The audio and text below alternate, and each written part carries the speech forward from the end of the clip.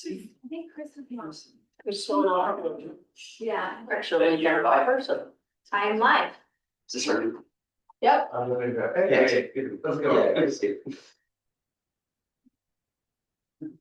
Okay, seeing that we have a forum, we are going to welcome everybody out today. The Medical Cannabis Policy Advisory Board meeting. And I'm going to start with the introductory script here. This meeting is being held virtually and in person and is hosted by the Utah Department of Health and Human Services in Salt Lake City. Public notice of this meeting was provided on the Utah Public Notice website. This meeting is being recorded. A recording of this meeting will be posted to the Utah Public Notice website no later than 3 business days following the date of this meeting. Every proposed agenda item must have the summary of the topics submitted no later than 7 days prior to the board meeting. Board members will present and discuss the summary. If no written summary is provided to board staff, the relevant agenda item will be removed from the agenda. Only items that have been submitted in writing in advance of board meetings will be allowed during discussion by the board. Public comment instructions. Public comments is limited to 2 minutes per person. If you want more time, you may request it from the chair. Please state your name and your affiliation. Only comments made on items listed on the agenda will be considered. Public comment instructions. How to make a comment over Zoom. When the chair opens public comment, use the raise hand icon on Zoom to indicate that you would like to make a comment. When you are called on, you will be taken off of mute. Take 2 minutes to make your comment.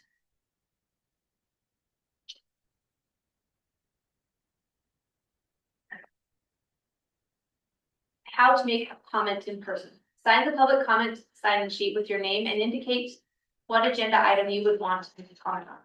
The chair will indicate when it is time for public comment and invite you to the table. Take 2 minutes to make your comment. For additional information and to make a suggestion for agenda items or to contact board members or staff, please send an email to dlbcboard@utah.gov. And with that, we will, has everybody had a chance to read the minutes from last month? Yeah. 3.5 minutes. I second that. Right, I think we'll just all in favor of that, right? Okay, all in favor, say aye. Aye. Any opposed? So with that done, I think, we are looking at the revised bylaws. Are you guys, where are we at on that? Does everybody feel good about where they're at? We want to take some more time to go over it. May want to make it an agenda item and go over it. Do we want to still do emails, or do you guys feel confident and do you want to try to adopt them? And last time we had, didn't we make some revisions last time? I think Trevor had, and then you guys added them, but I think they've been added. Yeah, I think as long as what we had brought up the last time is in there. I think we can just go ahead and vote on the document, right? We made some additional changes to them, Trevor, did we? Yeah, This is based upon what we, yeah, okay. And when I looked, I thought it did, but I was also. Yeah, if they were the ones that we approved, I think they're in there. We can just vote to accept bylaws right now. Yeah, we can take a motion to accept those new bylaws. Point of clarification though, didn't we, one of our last comments was to have the purpose statement? The mission statement done. Yeah, Yeah, I think we were gonna work on that in the future, right? That was gonna be but not here. item. Well, and I have a mission statement kind of written, but that was one thing I was gonna send it out, but it's longer. And then I was trying to remember, did we want it to take a purpose?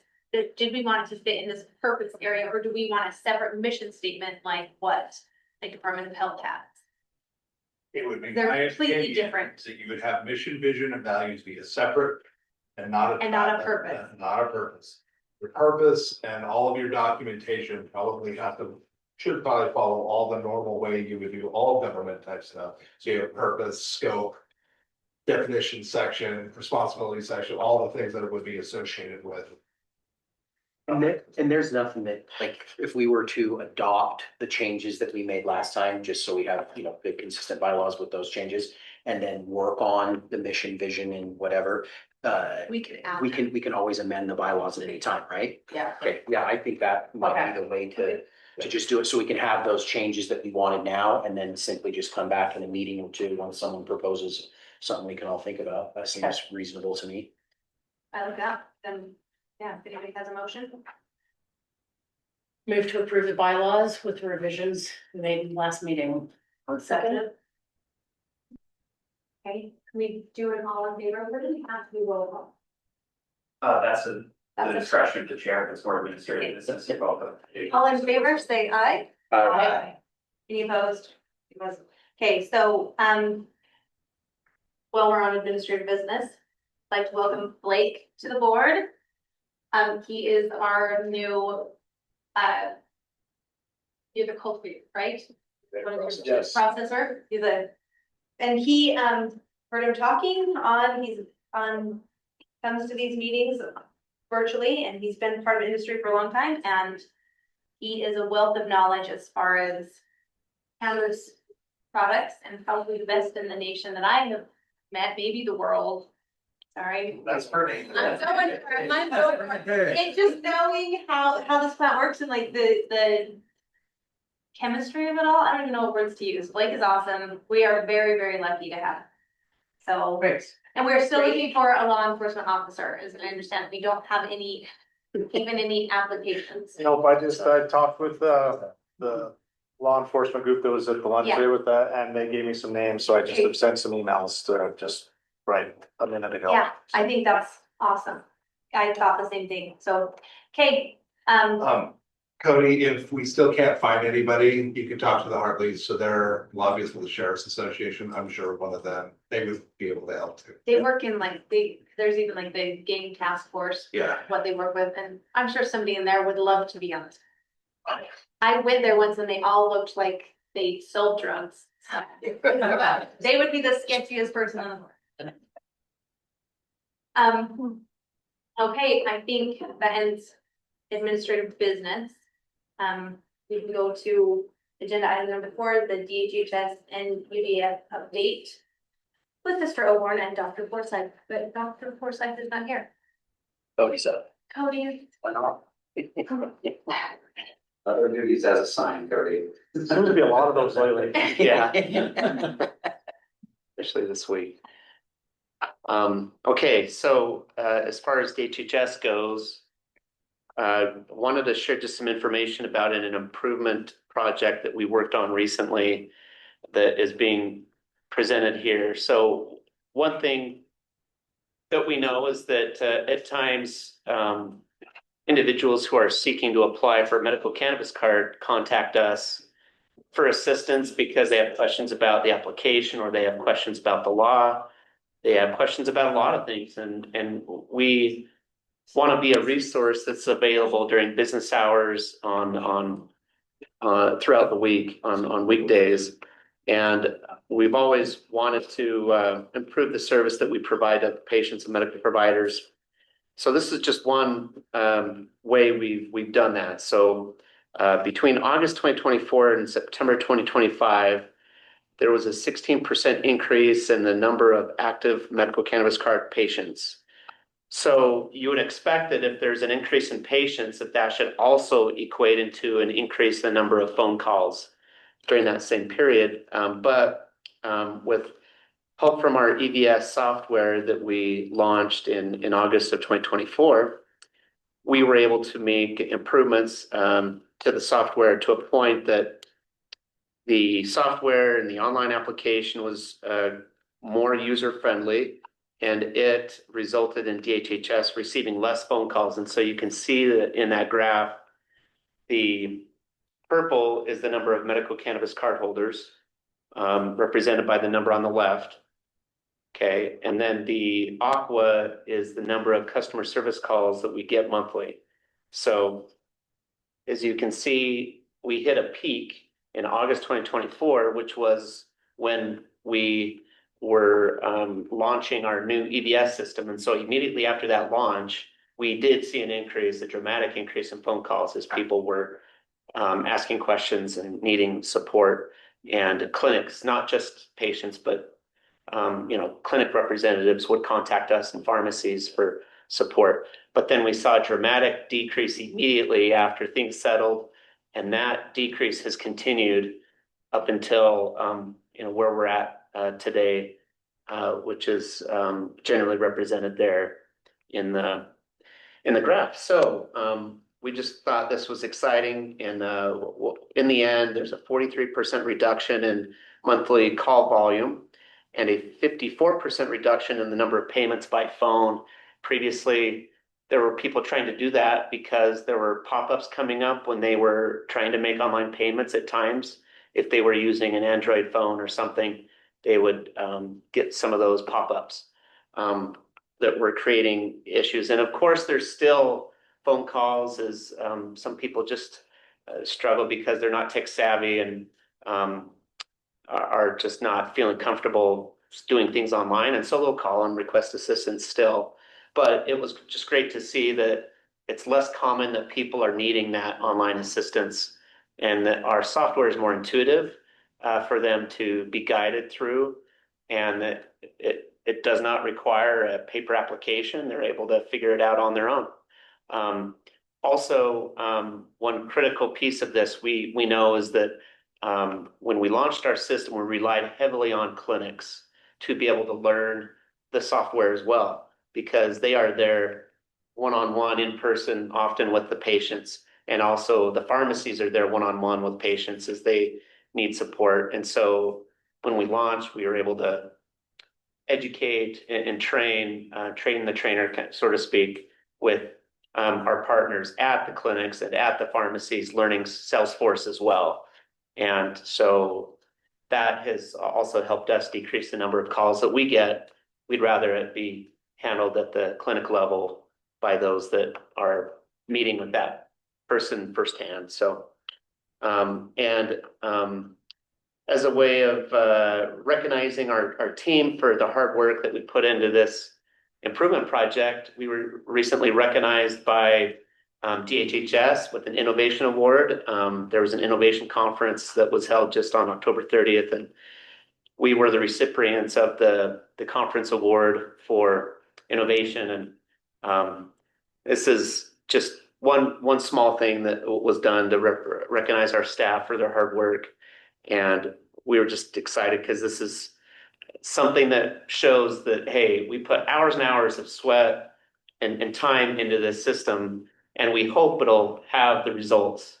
But this shows that it indeed did have the results that we hoped it would. Less people found the need to reach out to us, despite the fact that our number of patients and users of our system increased.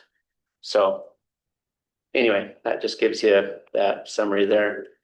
And then on the topic of medical provider education, within the past 2 weeks, we were able to visit 2 separate conferences where we provided a firsthand in-person education to medical providers. And at those conferences, we were able to share some of the resources that we got your input on, the patient product information insert, for example. We had the printed version of that, and the digital version was shared. And also how to become a recommending medical provider, that was shared by Dr. Matt McKiff and I at these conferences. And so, and we continue to get additional invitations to attend, and we'll, of course, accept those invites and attend more of those. But we're seeing the results of provider education efforts. In fact, since July, several new medical providers are participating in the medical cannabis program. In fact, 52 new medical recommending medical providers have set up accounts in the EVS since July. And then of those, we're always thinking, are these clinics, are these new medical providers from clinics that specialize in medical cannabis recommendations, or are these from medical clinics where it's not their specialty? And we found that we had work addresses of the 52 new RMPs. We had work addresses for 20 of them. 14 are affiliated with regular medical clinics that aren't high volume recommending clinics. So that gives you just a a snapshot of the fact that we are growing in the number of medical providers participating in the program. And then also something we're tracking is the number of medical providers who don't set up an EBS account, but who still recommend using the manual process, right?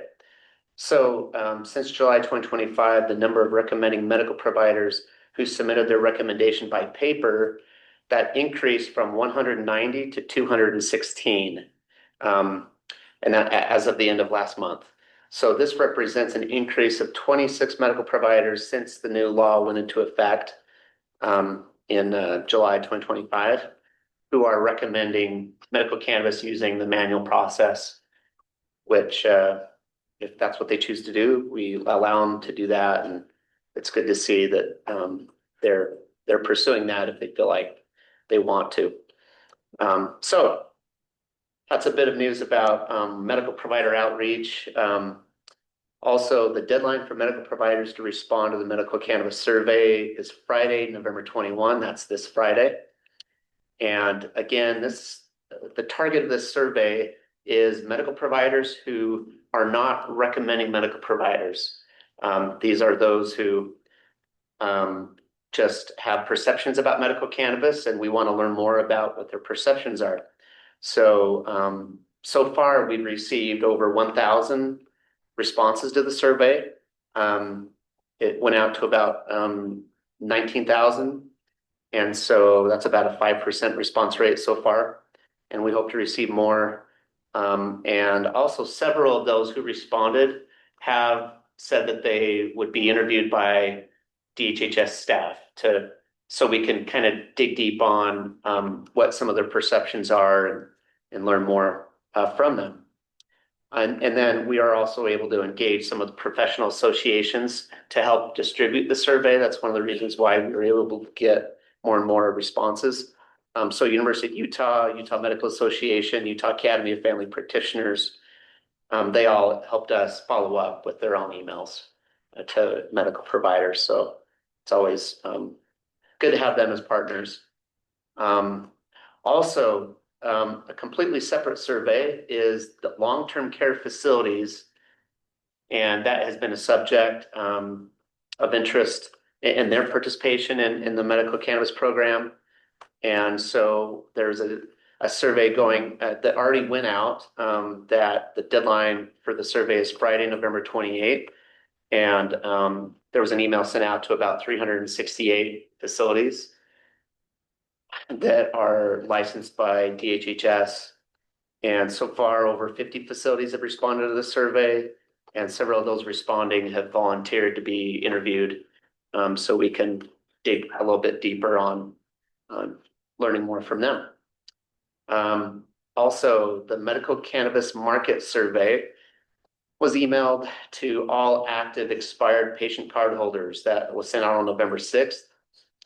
An email was sent to approximately 250,000 patients. That includes active patients, expired patients, and also patients who are being treated for qualifying conditions who have never applied for a card. But to learn more about their perceptions of medical cannabis, University of Utah obviously has contacts through their health system with those type of patients.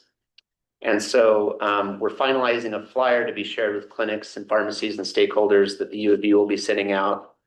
And once it's ready, U of U will share it with stakeholders like the industry and patient advocates to help share that survey. So the audience of that survey is obviously very big. So we're hoping that we can get help from stakeholders in sharing that. So once that flyer is created, it'll be shared, and we'll be able to make sure that we get responses to that survey. Medical cannabis rules. Hey, Rich. Yeah. So ask a question. When you collect all the data from the perception survey and specifically ones who involved their partners sending out subsequent emails, so like U of U, UMA, can you collate the data to have response ratios associated with each group? And the reason I'm asking is because I'd love to see if there's a bias from any one of the groups and the perceptions from those providers within that group, either for or against. We won't be able to separate it by who was getting emails from who, but I can share a copy of the survey. And so you can know how we will be able to separate it. Okay. That we ask them about specialty, we ask them about the type of facility where they work. And there's a few other questions where we're learning about the expertise of the medical provider, what populations they serve, for example. And if they have a specialty, those questions are asked. Okay. So we'll be able to break it down by that. Okay, and do you guys have affiliations with IHC? Yes, and we did make contact. I haven't received confirmation if it went out through that system specifically. Okay. But this all began with us sending a blast out to all the Doppel licensed. Okay. Right, so they all received it, but as you know, sometimes it takes 3 or 4 reminders. So. Well, if they read email, like I read the email. Yeah. I have to send it a bunch of times. Yeah, but we're pleased that over 1,000 have already responded with help from partners, and we hope to receive more. Yep.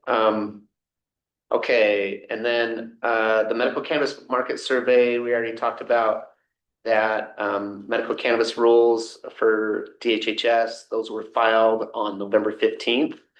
Public comments will be accepted until December 15th, and any comments can be sent to dlbcrules@utah.gov. At the earliest, those can become effective on December 22nd. And those relate to like medical cannabis cards, pharmacy medical providers, recommending medical providers, and a lot of the changes were prompted by legislation in the past. And some of the changes were prompted by us just wanting to make our language easier to understand. And but those are all in the Utah State Bulletin now. And so you can all review those. And if you have comments, you can submit them to that email address. And then just some general stats. So we've got over 104,000 active medical cannabis patient card holders as of the end of last month. And then 1,000 medical cannabis recommending medical providers as of the end of last month. And that does not include the paper only ones. We're at about 216 for those. So right now there's 1,216 as of the end of last month, medical providers affiliated with the 104,000 patients. And then 93 pharmacy medical providers or pharmacists registered participating in the program by the end of October. She asked to state we were able to tell this morning about how many closed. Yes, so something else that we got confirmation on this morning, that our division director, Shannon Tillman Black, was just suggesting we share with the group that you might find helpful, so at times there's questions about how many RMPs are close to the patient limit, right? The patient limit is 1,400 something right now. And so there are 16 recommending medical providers with over 1,000 patients in the program. So 16 recommending medical providers with over 1,000 patients. And again, the limit changes each quarter as the number of medical cannabis card holders increases, because it's always under statute 1.5% of the total number of active medical cannabis card holders. Are there any questions about other information that I shared?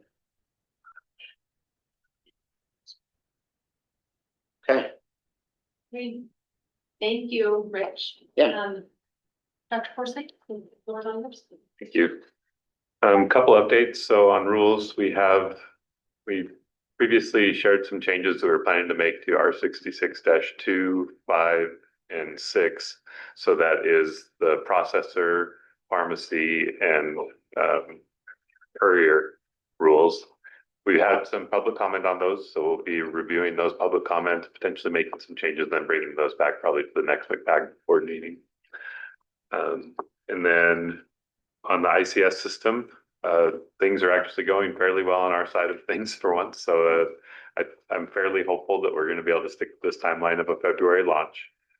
We do have some concerns with some of the pharmacies not having their point of sales systems ready to go for launch. So we held a meeting with them this past week, encouraging them to reach out to whoever they're planning to use as a point of sale and make sure that they're testing those APIs and getting on board.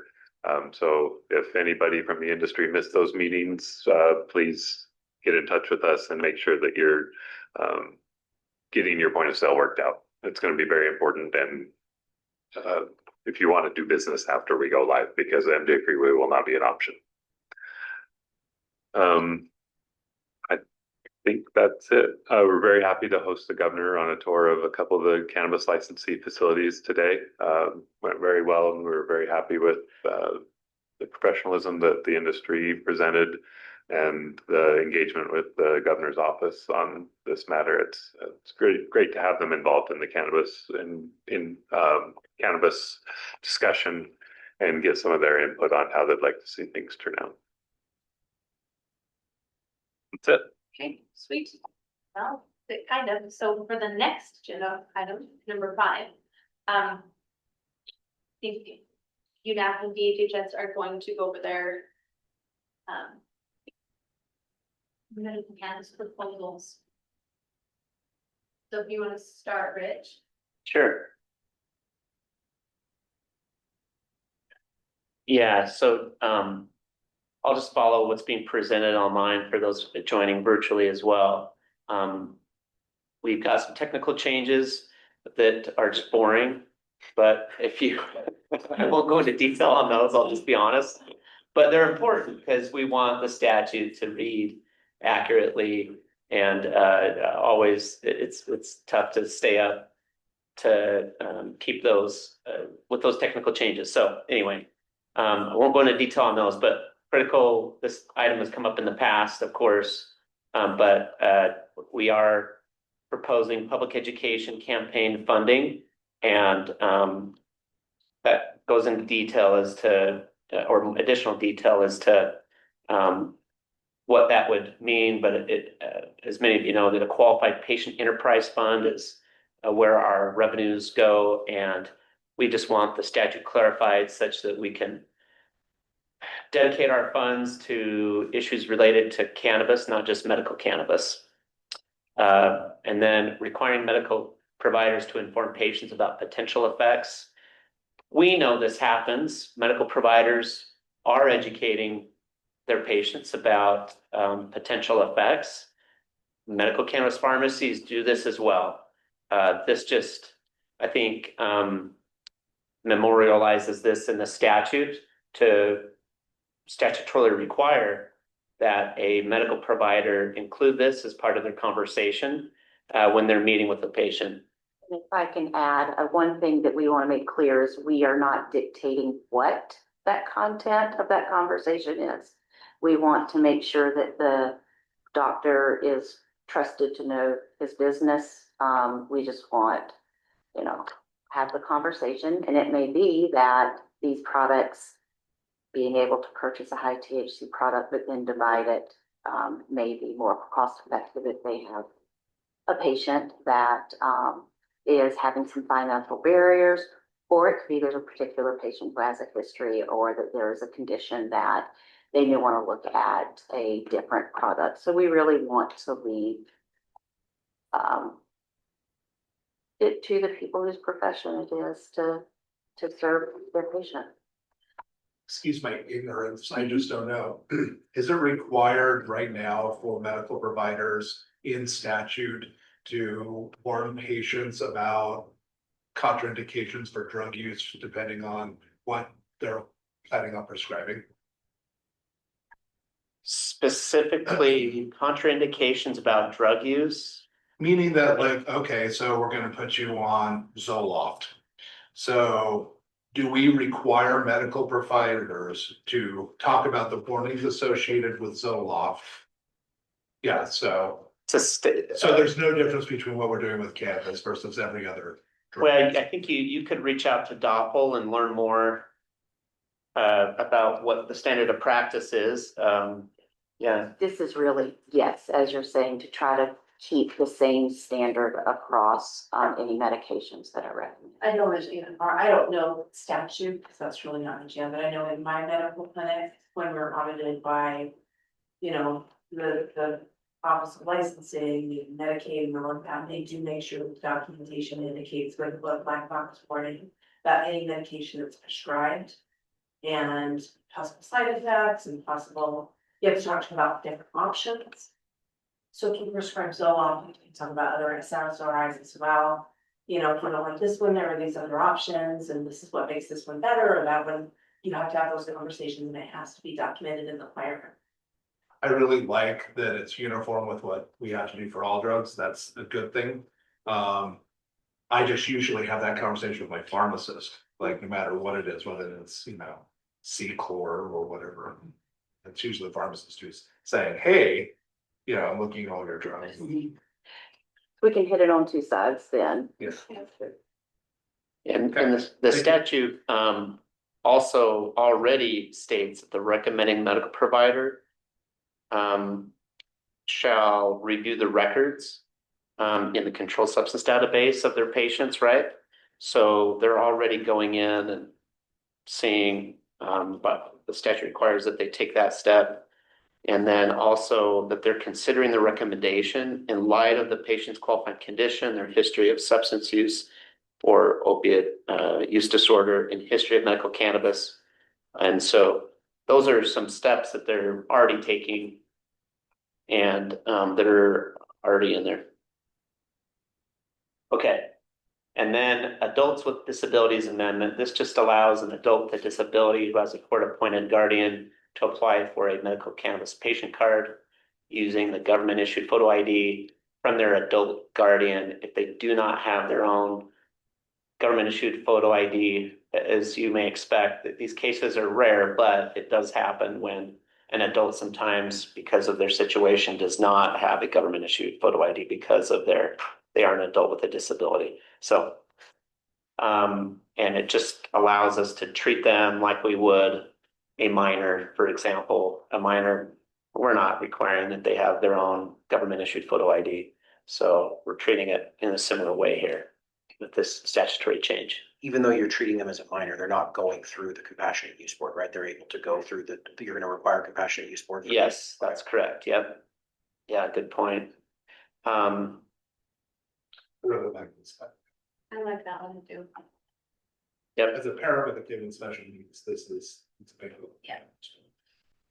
And then there is an additional item that we wanted to do. The pharmacy, there is a requirement that a proxy of a recommending medical provider complete at least 1 hour of training in privacy and health information privacy.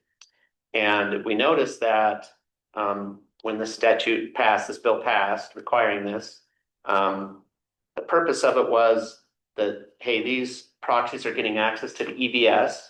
We want to make sure that they're educated about patient privacy, because especially some of the newer clinics, they were not, they didn't have like some of the requirements of accreditation that a typical clinic had, where those things are verified of patient privacy. And so we felt like it was helpful to have this requirement in place for them to complete some at least very basic review of some of the laws that apply to protecting information of patients in the medical cannabis program that's stored in the EVS. So we required 1 hour of privacy, public information, or not public, but health information privacy training. And we realized that it's difficult to create a 1 hour course because the laws that we have in Utah, specific to the medical cannabis program, don't take up an hour. So we just wanted it removed to not require a 1 hour course, that it just is required to be a course where that subject is covered. So that is something that is being recommended as well to lawmakers, and policymakers will have the choice to move forward or not on. Otherwise, we'll have to put some dance numbers at the end. Take it an hour. Yeah, right. We don't want that. Yeah, In the pharmacy that has that, a couple years ago, beginning, it all feels so fresh, but, we extended that also to, people that work inside the pharmacy, but I don't remember. pharmacy agents. Just, was it just all agents? And so it would be just similar to what they have to do on the inside of the pharmacy, what they'll do. Yeah. Thanks. Mhm. Sweet. That's all. Yeah, so there's the option of the board to vote on these items, to express support for them and to deliberate and ask questions. I hope. You guys wanna? Do you have anything to say about any of these? I mean, I'd have to see them in a draft form in a bill Yeah, I wanna before I see can like- say like, I feel like that would be more effective anyways. It's like, the concepts behind them, I think, sound good. I mean, look, the public education, it largely is something that we've been talking about here, and it's great to see, you know, some of those things. Obviously, the technical changes, I probably don't need to see those written, I can get that, but it is going to, I think, be interesting what the language is around requiring medical providers to inform patients about potential effects, because Yeah. while I clearly would make total sense, but Tammy said, yes, you're having all of those conversations, but I would want to have some research done as to where it's codified, right, elsewhere, and not just something that's either like part of the standard of care or practice or other norms, other laws and regulations we have, but to know that it's, I would want to know if it's codified in the Utah code elsewhere, because then again, that's us treating cannabis differently than we might treat other drugs. I'm not saying we don't support it or I can't support it. That's just how I want to see the language on that, and I want to see some more research, just where it exists elsewhere in the law. And then for the adults with disabilities, I think it's fantastic. But also the question of having to go through the CUB for approval and not just being able to go through a normal RMP for that, for someone like that, I think that's going to be part of the discussion we have later today about qualifying conditions. they won't have We're to. not- They're not going- Correct. Oh, I misheard you. I do Only- too. Yeah, the only change is Oh, that's where you. that the individual who is an adult with a disability Yeah. would not be required to submit their Yeah, government you treat 'em like- ID. Yeah, okay, That's so the that's only the change. Okay. Yep. That's what I was meaning by when I asked. No CUB involved. Yeah, good. Yeah. That's, then I don't have as much, but I still, I think generally would want to see draft language, and I think we're gonna have, you know, time to see that as we go, go along, so. Great. I really like the idea of having this policy advisory board be able to recommend policy changes that the departments want. I think that's a good thing. But to the point that's being made, I would love to see the language actually is and where it's going with it, because that's much easier than conceptually, yeah, that all sounded really reasonable and great. But yeah, And I think our caveat is, we can definitely show you what we recommend as the language. We can't actually control how a policymaker may We don't change draft. it. for sure. So, but that's where, when we make our recommendations, we would say, Yeah. as written Yeah. or submitted by the department, we recommend that. And Yeah. so if they change it, well, then they've gone against what you did it and what we've recommended. Yeah. So, When we have that language, so I think we can maybe if Next you would meeting. like, and put it on the Yeah, agenda. I think we can just put an agenda. I mean, we probably should have an agenda item from now until the end of The session. February, Uh-huh. right? Through the February meeting for just, there should be 45 minutes of meeting on this kind of stuff, because it's now going to happen. We had the meeting this morning. You're Yeah. going to start to see all the proposed, language. So I yeah, think it'd be important, and I think it's important to see the difference between what is ultimately submitted and recommended by you all versus what is in the bill in the end too, because I think that's a worth discussion point worth having too, so. let's just make an agenda item and I love then that. Trevor, you can do some assignments for us. To Great. coordinate the folks to get the language that they have on there. Any of the proposals, I mean, same thing that'll probably go with any of the proposals that UDAF has. If there is any draft language, I think the sooner we see it, would be the better if it could be shared with us. Just think it makes it easier that way, because conceptually, a lot of things can sound good, but I think we all understand the devil's in the details, and that's not because anybody's trying to do anything other than just propose language, right? It's always, you just want to see exactly what it would say. So that'd be how I think about it. Love that. Hey, Brandon? Right. Presentation.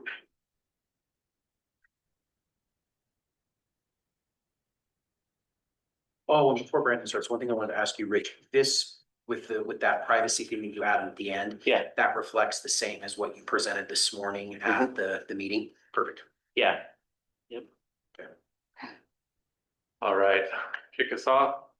We're proposing a change to our, or 4.41A 602 to allow producers to use descriptors on products, terms such as sleep, focus, calm, relief, to better help patients identify what products might be helpful for treating their condition, while not making a medical claim.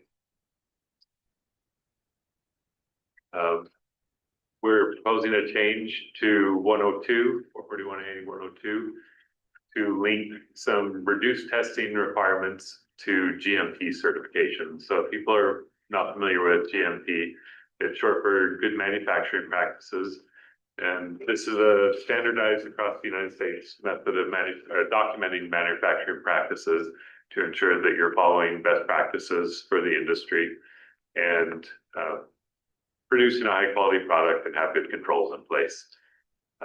We're proposing that if producers are meeting those standards, that they'd be allowed to have somewhat reduced testing standards, and we would most likely want to phase that in as we see that it's working, that it's producing the intended results of high quality products with lower incidences of any kind of contaminants in the product. Right. So some of you may not be familiar with the licensing board. It's the board that's controlled by the Department of Agriculture and Food. They're over the issuance of licenses and also review operational changes for the facilities. They review violations, things like that. We're proposing to limit their duties a bit because currently there's quite a few things that go in front of them that don't really need them to weigh in on, such as renewing a license. If the operator hasn't had any issues over the past licensing term, there's really not a reason for them to weigh in on whether they should be reissued a license or renewed their license.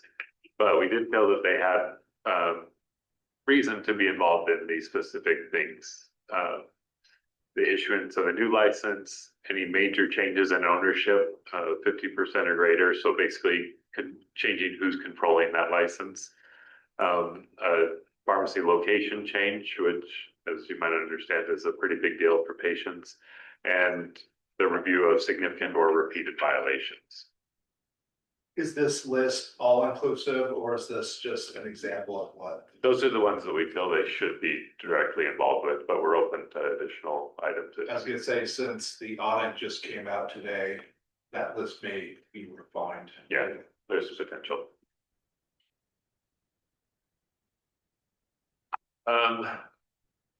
This one was one brought to our attention by industry, that the current ban on using the word hash is problematic for some of the products that they produce, because hash is a common technical term in the industry referring to a specific product type. And so we're proposing that we amend the statute to allow the use of hash in that way, but not in the use in logos or in marketing for a product. And then just lastly, we're proposing a change to the courier product handling. Couriers are currently allowed to hold on to products that they're supposed to be delivering for up to 10 days, but there's not a lot of regulations on what they can do with the product in the meantime. And we're just proposing some think, pretty straightforward measures to ensure that the products maintain high quality while they're in their care. Such as storing them in a safe way, storing them in a tamper evident way, and also controlling their temperature during the storage.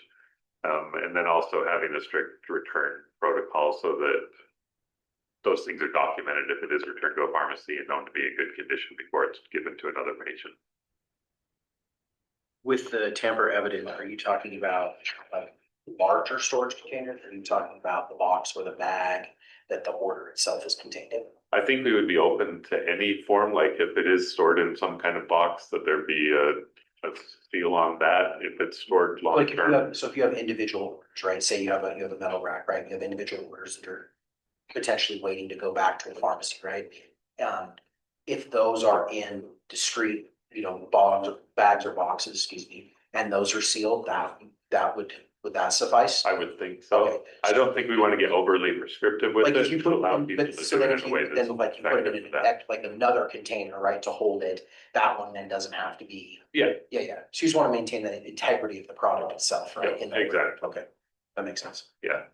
But whatever level is most effective for that operator, Yeah. we're okay with, as long as it is shown to be. And during that period of time, the 10-day period of time where you can hold it at the delivery facility, most deliveries end up being rescheduled anyway, so it shouldn't be involved at all, at least for us personally. I Yeah. can't speak for anyone else, but it should be less, but, yeah. We're not anticipating that would be a huge change Yeah, for it's gonna be a anyone, huge and we're not draw. even accusing I anybody mean, the of safe storage, I imagine improperly everyone handling. is doing that now, Yeah. with our cars, we've got coolers in the back, right, with locks on them and everything too, so there's already ice packs they use in the summer and everything too, to maintain the integrity of it, and then the tamper evident, I just wanted to make sure it was more so that direct kind of container with the product in it. Yeah. Okay. Yeah, to be clear, this isn't an accusation of anyone doing anything appropriate or from something we've observed. It's just proactive, wanting to get some stuff in the statute to make sure that that continues in the future. Sounds good.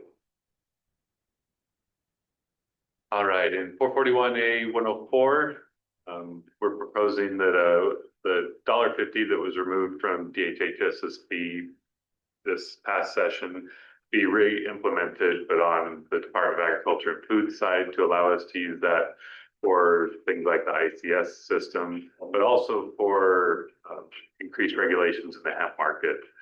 There's a lot of issues with hemp right now, and it's causing a pretty bad image for cannabis in general, and that negatively affects the medical cannabis market, and to some degree with kratom as well, but hopefully that problem goes away soon. So our goal is to use that money to further the needs of the medical cannabis market. The hemp market might be going away too. Apparently, yes. Sorry to interrupt, but Go for it. this, using this 150 to add to the hemp regulation, it would, that makes sense, because the idea is that we're gonna take those intoxicating pieces of hemp and we're gonna move them into medical cannabis market. It makes sense to me. I know that there's a lot of regulation looking at kratom right now, but before, I want to personally make sure that there's no language, be able to start just like adding things like kratom onto this, if we're considering this like a revenue neutral program. I think the dollars in a revenue neutral program should go back into this program. That's fair. Part of the reason why we did include it is because we are planning to share some of the inspectors on the hemp side with kratom, because it's very efficient to go into the same facility and look for all the products. And so to disambiguate them gets a little bit tricky, but our intention still is to focus on the hemp portion of the market. Can we change the language so that there's not scope creep? So scope creep, basically, you're now combining two sets of laws, two different things. But if you're like an inspector and just change the language so that it's based on UDAP sending an inspector to do something that can help pay for that. I think that would be an easier way to do that, because I think the efficiency totally makes sense to me. That totally, because they're hitting all of them at the same places. I But- see why, I just don't want our That's, patient enterprise fund to now be used to stock, Yeah. black market products. so I mean, because I don't want this board or others to tell them how to do their jobs over and I want- either. I know you do, but but the point being, like, if the language itself could just say it changed to cover inspectors, then Yeah. we're not having to creep into Right. other areas. of Yeah, stuff. I like that. So, Yeah. I appreciate it, but I think it is asking a lot of patients once they just won this little battle to say, we're gonna give it back, we're gonna increase it back again, and we're gonna spend it on hemp and kratom when cannabis isn't getting the attention we feel like it needs from a patient aspect. It's a fair point of view. It's, to be clear, like I said, we're not spending the entire $1.50 just on that. We need the money to implement a better inventory control system, and a significant amount of it's going to be spent on that as well. So we're not saying the whole $1.50 is going over to Right. hemp by any means. But we do feel that this is long-term beneficial to patients. You know, the public image of cannabis is something that patients struggle with. And even the department struggles with genuinely. As somebody who thinks that cannabis does do good for people, it's hard when you have conversations with people and the first thing they bring up is this vape cart that their kid got at the corner store and how it's ruining their kid's life. And it really reflects badly on medical cannabis. And so I think cleaning up the image of cannabis in general does benefit patients and genuinely benefits all of Utah.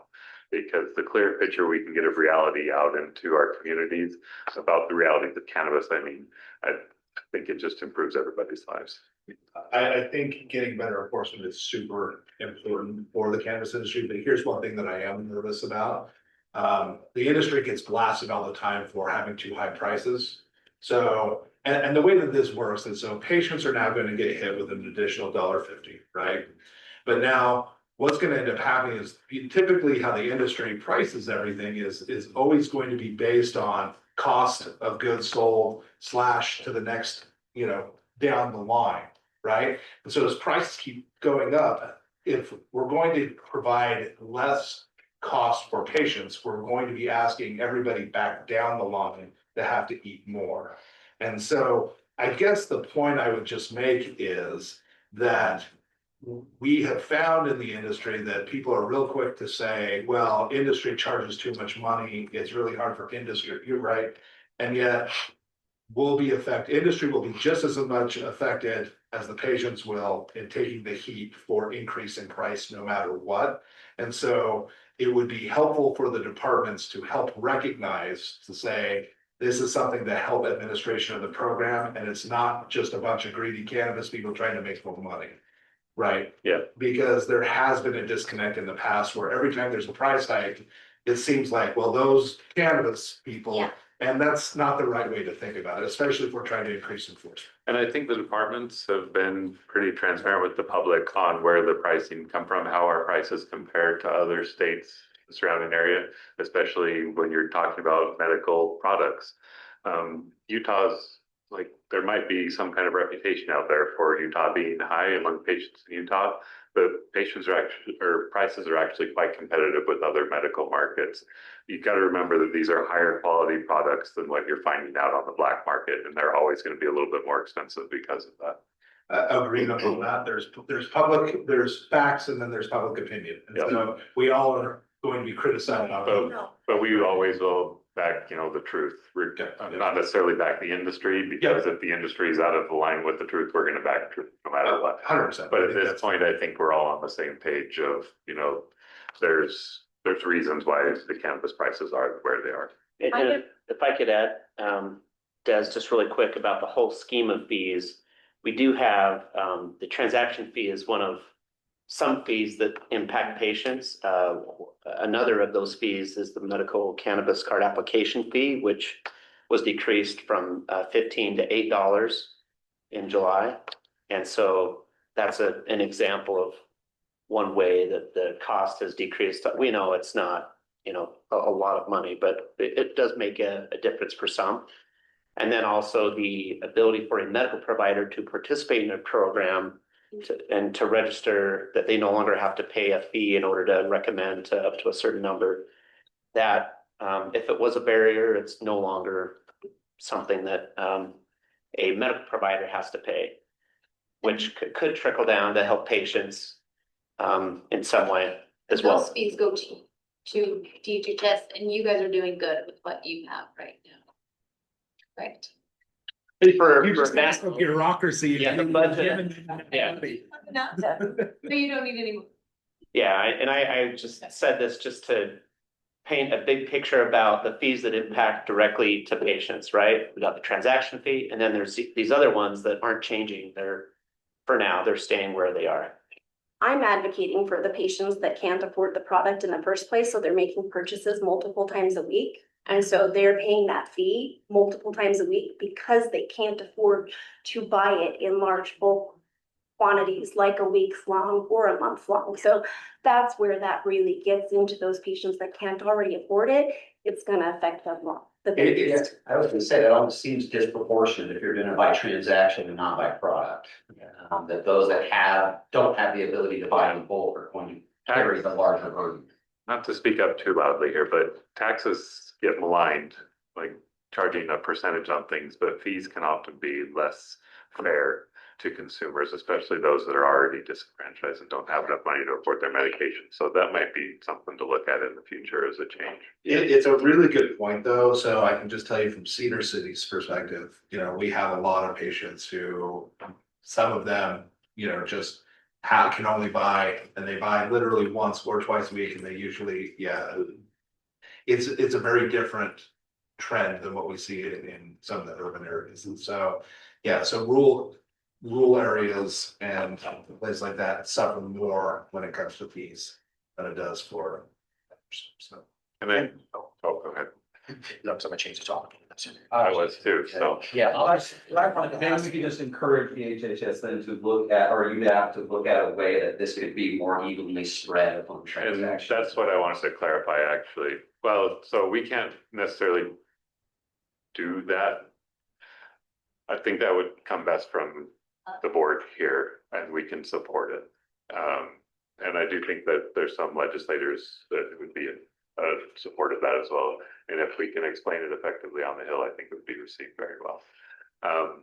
I did want to add that our increasing this fee is not intended to pay for the hemp program entirely. We've implemented a tax on the hemp side, but it's been slow to get going. Our intention is for that to eventually pay for the hemp program in its entirety, and that we can lower this fee over time as well. Is that due to the fact that they're just, it's funny enough, we were actually gonna ask. Oh, good. Sounds perfect. Because that's what I was looking at on my laptop, because I remembered vaguely the tax. Is that because there aren't enough registered businesses to create enough tax revenue? Or is that because people aren't paying taxes, or a combination of both? Okay. Yep, and online sales in the cannabis or in the hemp space are a big issue, and so we're trying to tackle that this session as well. Get the ability to collect taxes on online sales. That That originate here in Utah. Yeah, originating purchasing from out of state. Got you. So this taxes as well. Yep. Right. So it's just been slow to get that. So do you envision at some point though, that ends up being enough revenue, and this fee increase might only be temporary? Yep. Okay. That's good. So we'd like to be able, as I said, part of it's going to pay for the ICS system, but we do expect that we'll be able to drop at least a portion of it off for the hemp support. Yeah, I think you'll have to sell it to the patients is my guess. The solution to this is get the other 50,000 patients to start participating in the program again. That would be wonderful. Yeah. And that's really our ultimate goal here, is to get more people in the program. Okay, back to me still, huh? Sorry. So many changes. So this one's probably not a big deal to a lot of people, but for those who it does affect, I think they'll appreciate the ability for pharmacies to accept different forms of ID that are currently allowed. And basically, we're just asking for some rule-making authority here so that we can deal with situations as they arise and help patients who are at like middle ground and not able to use their ID. The next one is just transferring over responsibility for verifying HIPAA and patient privacy training over to the Department of Health and Human Services. And then these ones were really more just asking for input from the legislature, not necessarily proposing changes. This first one is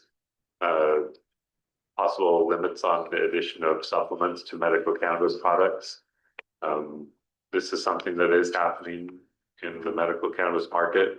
We can limit something if it's known to be harmful and added to cannabis. But in a lot of cases, we don't know if things are harmful necessarily, or it's not a rock solid case that they are harmful. And so we would like somebody else to rule in on that, because UDAP, we are used to regulating foods, things like that. We don't really have the resources to do a full investigation of whether the combination of two products is going to be harmful to someone who's It's currently regulated supplement market. the supplement market. Yeah, It depends, mostly the FDA. because there's plenty of standards as to whether you can, how to add things. And so I would love to see language that mimics with the FDA standard is for supplements. That would solve that. And I would agree.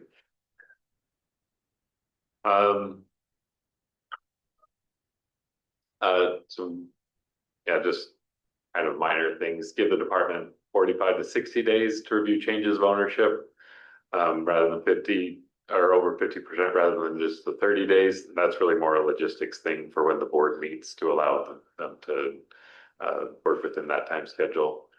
And then another just kind of, got to be careful how I say this. Housekeeping item. There you go. Thank you. Just removing the payment provider that the Division of Finance approves from the statute. It's just not necessary. Because it's just no longer required, right, after last year. Yep. And a couple more clarifications.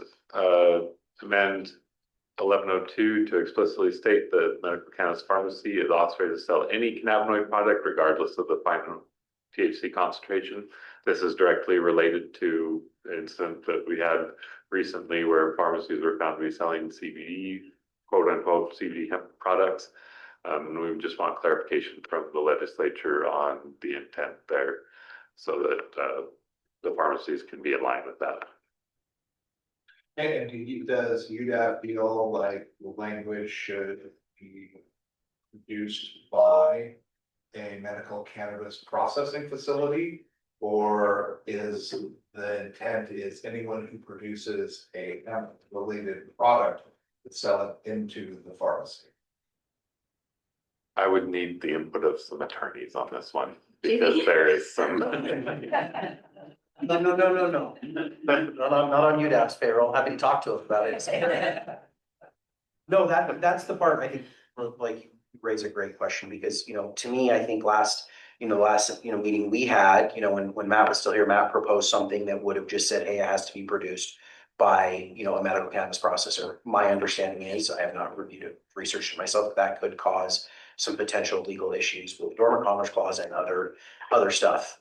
But I also think that that they're gonna have to do something because right now, the way the law is written is these products are now illegal. And you saw from last month, there's a significant number of products that would be impacted, by this. I think a lot of the times people talk about how many high dose products are being sold in this market. But what they don't also see too is that there are so many options available of products that would fall within this definition. You're probably thinking to yourself, or someone's maybe thinking to themselves like, oh, 2.5 milligrams like per serving. No, this was impacting 10 milligram per serving, gummies, and some up to almost 15 milligrams, right? Which for many, that is a higher dose, right? So I think it's going to be important to make sure that maybe we don't open it up to those concepts, but at some point you're going to have to do something with the law to ensure that we can continue to sell these products legally because patients really, rely on them. And it's like we get caught in this kind of, between a rock and a hard place, right? And I'm not, asking for, any sympathy with it, but it's tough when you're being, maligned on one end for selling these high potency products that are supposedly leaking into high schools and junior highs throughout Utah. But then when you have low dose products, you're now caught between the law. And I think, quite frankly, an unintended consequence of the way it was originally written. I can understand why it was probably written that way because you had to make that distinction. The federal government before last week had made that same distinction, right? They've made a new distinction that I guess will, I told all the hemp folks, welcome back, in a lot of ways. But they're gonna have to do something with it, but I feel like there should be something to the fact that you can limit where it is produced, but I understand that that has, potential legal stuff. So what would be nice, and I know that you guys, may not be able to share everything that you have in terms of research, but any research you would feel comfortable sharing about why it's gonna be difficult to make make the amendment, because as I said last time, I don't want to stand behind a recommendation that ultimately is going to be problematic from a legal perspective for both you and the operating industry, right? Because then that, creates a new conversation that we're not, currently having. So if there is any information that you all can share with us or research you can share with us, it would be helpful, or maybe at least share some research topics with Trevor that he could then research on his own, right? If you don't want to share your own research, I understand that. But because I think last meeting we were in a position where we all felt like, oh, well, if you just put it under a processor, make sure it's been processed by a Utah processor, then we should be okay. Then you all said, well, maybe not, but we haven't had the full discussion. That I think would be helpful, because if we do make a recommendation, to lawmakers to say, hey, this is how we think you should amend this definition, I would like it to be something that we can all agree with, because I think as we've had conversations, more recently, things that this board and regulators can agree on, I think presents, very well to lawmakers as sound decisions or sound policy decisions. Same way when industry and regulators can agree on things, as well. So if you have anything you can share with us, or at least share with Trevor in terms of topics that he can then, look into, not to, give you any work, but to give you the work, my friend. I think that would be helpful, because those products need to continue to be able to be sold in this market. And look, if what is going to happen with hemp from a federal perspective, I don't know what the individual states will decide to do. It'd be interesting to kind of see where that goes. It may be a very similar decision you had to make with medical cannabis, right? And or adult use cannabis. That'll be important too, because if that does become outlawed, then this in some ways becomes a bit of a point, but we still make sure we're right. So yeah, I think you can share with us. It's a long-winded way of saying you need to share with us. I think we'd be more than happy to see. We do fully plan to share with you once we've arrived at a solution on our side. We're just still batting a few different things around and trying to come up with the optimum solution. And so we'll be sharing that at some point in the future. Awesome. Amending 1005 to give you that back the authority to create regions for pharmacies to move in. And then replace the term back panel with cannabis fact panel. So pretty that's a benign one. That's a controversial one at the end. Save the best for last. Yeah, that's right. That's right. Okay, so as far as the UGAP proposals, they have more code and idea of how this would actually, it's a little bit more clear on how it would actually play out in law. You guys still want to wait until next time and they can come back? We can go through all of these at the same time. When they start to get language, for sure. One question I didn't get to ask that I asked Rich, but I didn't ask you. Does this mirror what was presented at the meeting this morning? Because I know there were a couple of other items, especially around licensing. I didn't take those necessarily to be proposals, maybe more discussion pieces, but if there's anything that was presented this morning that wasn't in here, if we could get I think that got email to sent the out board. That would be appreciated. Yeah, that just. Yeah, sorry, it didn't go out to the board. It went Yep. out to licensees, so we can. Oh, good. So licensees will at least have it. Oh, wait, maybe not. Maybe it was just those involved in the meeting this morning. Let me Gotcha. correct. But yeah, we're happy to share that. Yeah, just be super helpful. Yeah. I guess I probably haven't seen my email to see if we got it or not, but that's Yes, fine. Just want to make sure that we have all of them so we can all weigh in. Absolutely. Okay, and we'll move on to the next time.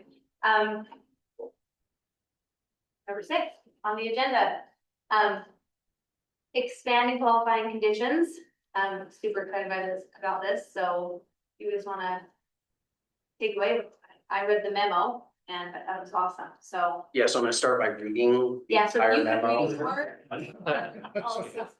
No, I appreciate having the chance to present this. I know this was, presented previously to the board. This time around, I think it's a little bit different in the way it's being, kind of proposed. So what I started, after Nanette and I had a conversation of kind of how we wanted to approach this. I asked, Trevor to do some research for me on the various states. So that table that was provided to you, so you could look at all of that came directly from Trevor, which was really helpful to me, shortcutted a lot of things for me. So I was able to summarize a lot of that data. So we know here in Utah, right, the current way, whether you're youth, 18 to 21 or over 21, how you can get access to medical cannabis and which conditions can qualify, right? Utah is not unique in the sense that it has a limited set of conditions. Most states do. There are only a couple, as you saw, I think, 4 or 5 that have no condition list at all. I think maybe only one of those is still a medical only state in terms of Oklahoma. I don't know if maybe there's one other. That's not very common. But what you're starting to see in terms of, I think the trend that's developing, I don't think it's an overwhelming trend quite yet, but it is a trend. There are a number of states that are recognizing the discretion of a doctor to recommend medical cannabis, for certain patients. Now, some states allow it for all patients, as you kind of have seen in the first proposal that I had, or recommendation proposal that I had made. And then you've also seen a state like Minnesota who has limited the age for patients for which a doctor can kind of have the discretion in terms of a condition they recommend it, for. And for me, I think this is, I think it recognizes that there are some providers who will only be comfortable maybe recommending for conditions that are listed in law. But I think there's also a subset of providers that may also be comfortable recommending cannabis for additional conditions based upon their own professional judgment and opinion. And when you look around the country at the states that have adopted these types of things, they have used language very similar to what is in my proposal. So that is language that's been borrowed from other states, just some of it's been mixed together. And so I think, when you look at the 2 proposals that have been made, the first proposal would require an outright, would get rid of the CUB outright because it would allow doctors the discretion fully.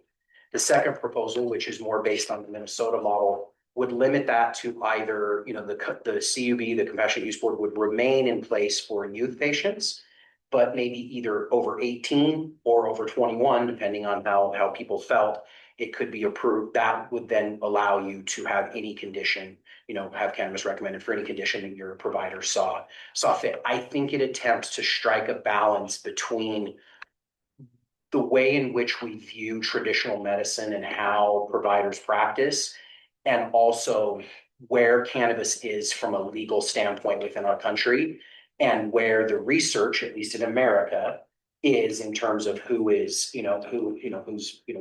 accept it and who will listen to it. I think it tries to strike a better balance. So it doesn't seek to get rid of the qualified conditions listed on. It doesn't seek to necessarily add individual conditions. What it does is it says, hey, for those providers and those patients who are comfortable recommending cannabis for a condition that's not listed, if the doctor and the patient decide together in their relationship that that's appropriate, then I think there should be an option for people to do that. Now, a lot of people will say, I've had this said to me before, well, yeah, when the patient sits down with their provider, they'll say, I've got X condition. And we almost always can work it back to something that's in the law as like a secondary symptom, generally pain, right? Pain is associated with a lot of different medical conditions, and that's where it usually gets moved to. But why have to do that? Why not let someone be treated specifically for a condition that's not listed if they and their doctor think that that is what is going to be helpful? One thing I put in this memo too, and I think even though I know rescheduling has hit a snag at the federal level, there is 200 plus pages of redacted information out there when they ordered rescheduling, and it was to be reviewed by our highest health officials in the country, that while it does not say that cannabis is without its potential warnings and can be misused in those things, it is drastically different than what we've said since the 1970s about this. And that at the end of almost every section, I even went back and reviewed it yesterday before I left the office. It talks about the lack of instances of, really, bad health outcomes, especially death, right? It ranks below so many of the substances, even some that are in Schedule 4 and 5, right? Currently. And so I think this is hopefully more aligned with the idea of let's let doctors be doctors and recognize that they have professional judgment and discretion. But also says maybe we put limits in place for youth patients, maybe still do need to go through the Compassionate Use Board if we don't feel comfortable, going that far. So I wanted to just give a little bit of optionality to it. But with that, happy to hear any, any comments. You've had a chance to read the memo, so. One of the things I really like about this, by the way, is it actually will make research more meaningful. Utah has stated that we want to have research. We have an entire research division at the University of Utah. And right now, almost every condition that ends up coming up is always pain. But I would love to see some data where a doctor is working with a patient treating something like Parkinson's or some other condition, which would actually be extremely informative as to the effectiveness of cannabis for a whole bunch of conditions. I think we all can agree that it's effective for pain. Hey, all right, great. But what about endometriosis? What about, there are so many different things that people are using cannabis for. And quite frankly, we don't have enough of the, and this is the research guy saying this, but like, we don't have enough data on every single condition that cannabis could be used for or not used for. And people may be misusing cannabis also for certain conditions that they just were able to get to a secondary pain condition. I would love to be able to see doctors actually work with a patient. And I actually trust doctors enough. I always think it's a very strange argument for people to say, well, the doctor probably is just going to go ahead and give them some cannabis and say it's okay for whatever. Like, I presume that the doctors are working with their patients and trying to do the best standard of care for their patients, in which case they should be able to make those decisions for their patients. And I think that's a good thing. I really like this. So this is actually a timely time to bring in an update from the Cannabis Research Review Board, or what was formerly known as the Research Review Board of the University of Utah. So we met on the 17th, and I think I may have mentioned that briefly at our last meeting, that we had this meeting coming up. But we're talking about similar things in parallel in these two groups. Because one of the things that, in addition to talking about the condition that's currently under review by the board, which is ALS, we were also talking about how in this new form that the board is in, which has been rebranded as the Medical Cannabis Research and Education Committee, how we're going to do our evidence based reports on various different conditions, and how we're not going to limit ourselves in the same way that we had in the past, and talk about not just primary outcomes, but secondary outcomes, tertiary outcomes, so that it will allow us to comment on what's been found in clinical studies, still the appropriate studies as defined by the legislature, but also looking at multiple different outcomes, not just the primary outcome of the study. So that's where you're going to capture things like improvement in sleep. You're going to catch things like reductions in anxiety, things that might not have been the primary endpoint of the study, but can still be teased out statistically as having a benefit as an outcome. Because as you know, you improve sleep, you improve a lot of other comorbid conditions by doing so. So that was agreed upon by the committee. We also right now have a poll out to all of the committee members wanting to prioritize. I took a list of the conditions that this board had over the last year and a half since I've been involved with it. I've been taking notes every time we propose a condition. I took that as an ask from us to the review board of things we would like to see reviewed. In addition, we got feedback from the other members of the board, and we compiled a list and we're ranking those. So that includes insomnia, sleep, Tourette syndrome, arthritis, anorexia, hepatitis, opioid use disorder / substance use disorder, anxiety, depression, generally women's health. The two that were mentioned most were postmenopausal and endometriosis as uses, ADHD, cognitive disorders, autoimmune disorders, specifically systemic lupus. So what this was based on was not only the board members' recommendations, but it also factored in other partners in the industry that had made requests of the university for this to be looked at. So we are ranking these. We're not going to be able to tackle them all at one time, but based on basically we're each looking into these, the ones that we think we can tackle most effectively, we're gonna prioritize these, and these are the conditions we're gonna start creating evidence-based reviews of, moving forward in this new format. The other recommendation that I made and was accepted was that in addition to just indications, we consider some other topical areas that may influence the programs. That require further review, and that hopefully the evidence can at least support movement in the right direction. So these include alternative routes of administration and the impact on outcomes. Potency dosing guidelines, if there's an update in the literature about various factors that can affect potency or dosing. Microbiome and influence. So one of the fastest growing areas of research is how the microbiome is affecting, how the gut brain is affecting the brain. Because that and the inflammasome, so how inflammation is impacting how drugs get into the brain. These are two things that we are realizing in every disease condition are influencing not only the response to the drugs, but resistance to drugs. So these are conditions that that we want to look at how, or what is known about medical cannabis on their effects, but also we had several people still wanting to look at glaucoma as well. And is there evidence to support or evidence to not support its use in glaucoma? That came from a review of what is approved in different states.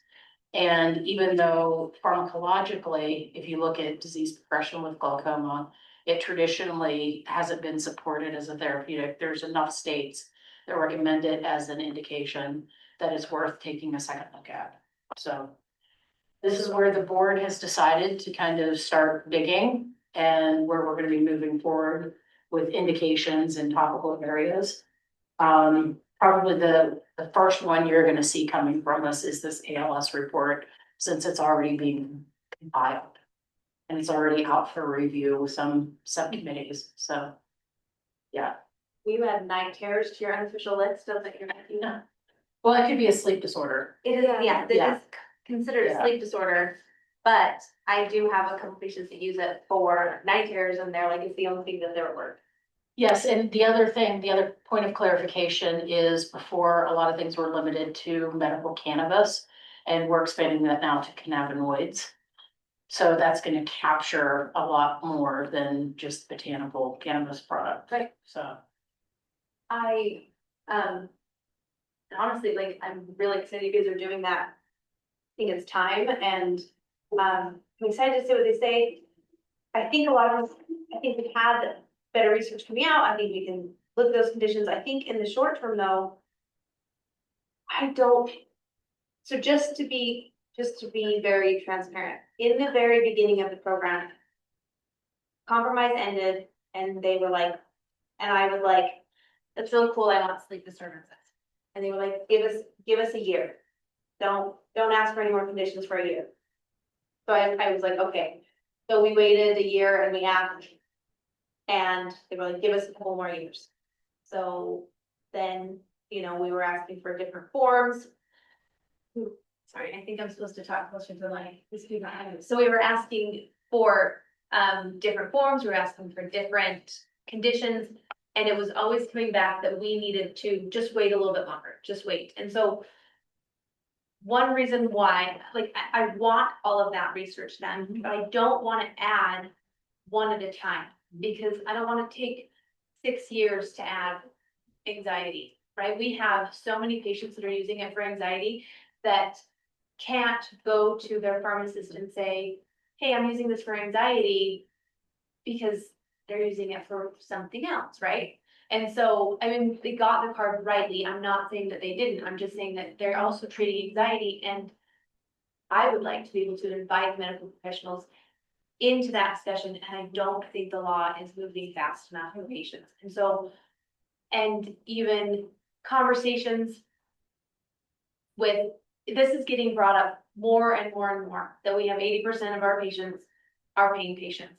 It's also not strange to believe that like 2% of Utah's population is experiencing pain, right? Like that's not something that we should be shocked about, but we are getting targeted because of that, and I want to be careful about that. And I think that the obvious path forward, doing the research, getting the information, so when a doctor wants to recommend, they have the proof. But I think adding a ability for doctors to write a recommendation for what they see fit is really good idea for it. So just follow on with that, I love the idea of actually going through and getting the research on all of this. I think that's absolutely what ultimately has to happen. End of the day, though, I think it's correct that cannabis has always been treated differently. Let the provider work it out with their patient. And what I would love to see is all of a sudden we have a bunch of data that we've collected or done experiments and showed this is either effective, and that should actually become an education point for doctors, UMA and everybody else, that says we have data that definitively shows this, or, you know, I know you're using it to treat that, but maybe you're actually affecting the comorbidities, and that's what's actually causing you to feel like this is an effective treatment, but it hasn't been shown as a primary fix for that particular condition. So back to, you know, what you've said and also what JD's, I would love to just see doctors be able to work with their patients. Yeah, Do you favor?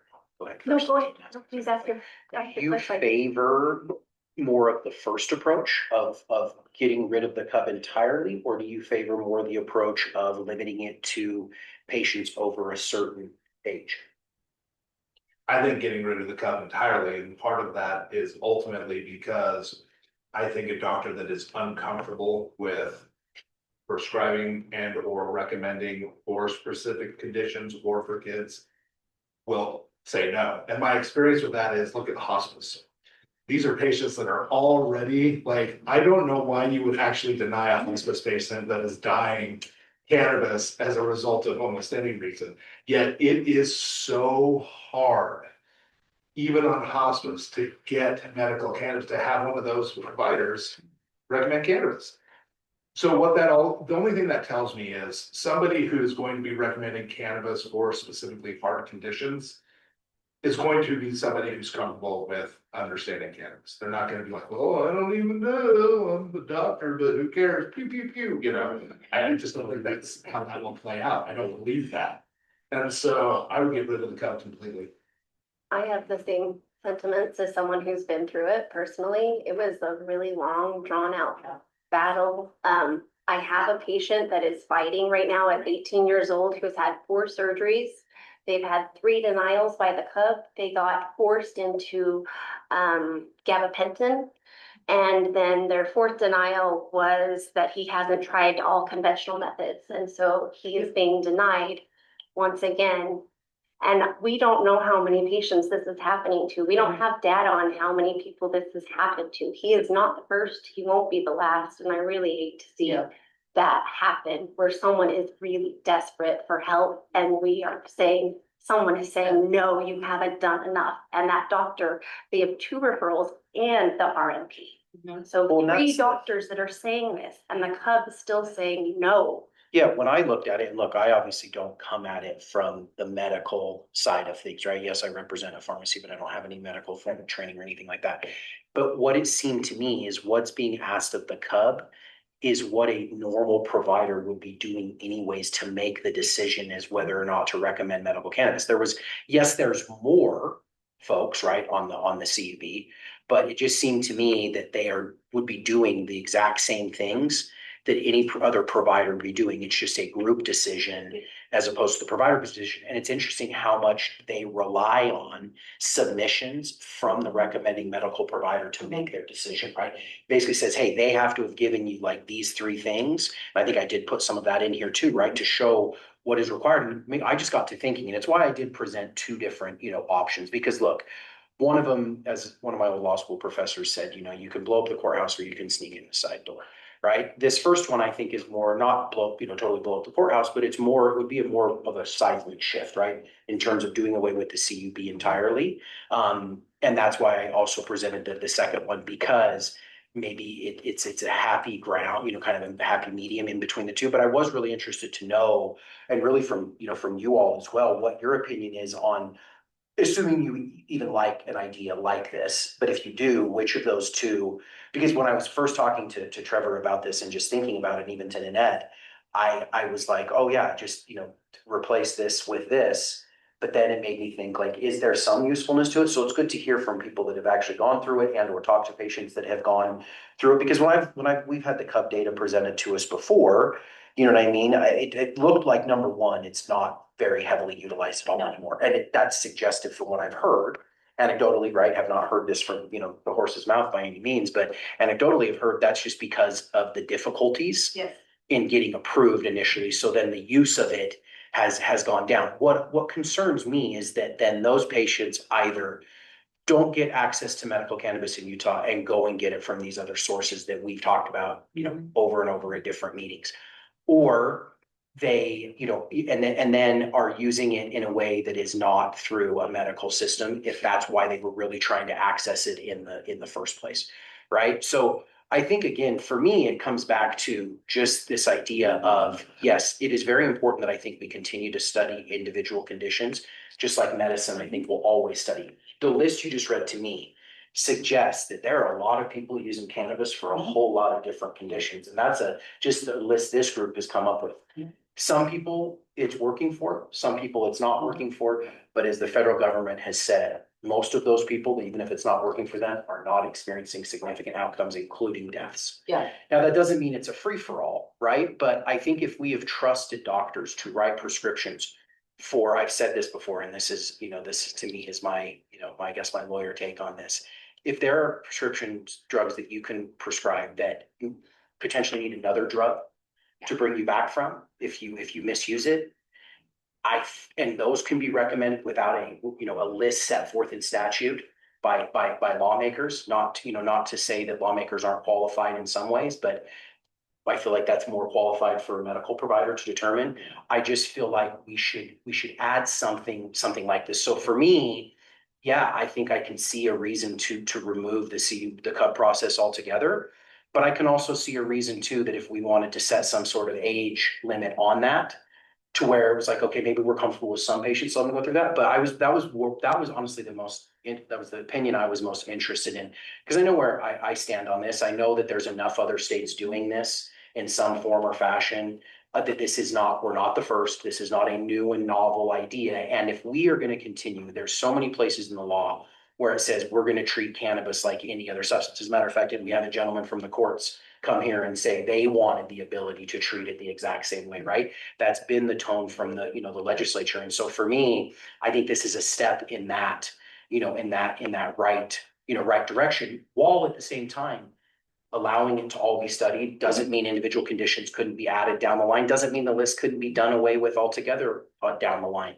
Or it'll become a list like Connecticut. I mean, Connecticut has, I think, the longest qualifying conditions list in the country. And it's interesting, as I did the research on this, too, before on my own, back before the session last year, I made my own little chart with these things that matched up, pretty well with Trevor's.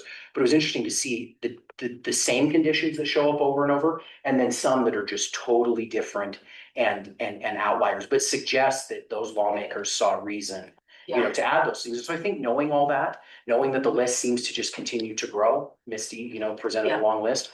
I like the idea of one of those, those two options, but definitely interested to hear from you all too on either of those options, if you like them, and which one you like, more, because clearly there's reason at least one state had put some sort of age limit on it too. But I don't see either of these as mutually exclusive from what's going on. 100%. Correct. I think 100%. it's just two avenues in parallel. Yeah, it's two parallel Yeah, paths. One exactly. saying we need to do something now, and Right, the other one saying we want to research it long term. right. And we're doing both. And look, I think doctors, as Blake has said, I don't think you're going to see this. I know there was some discussion this morning, right, during the meeting of, oh, hey, this will open the floodgates. I don't believe so. Rich presented today and said, how many providers are even over 1,000? Have over 16. 1,000 patients, 16 of the 1,000 that you had said to us, right?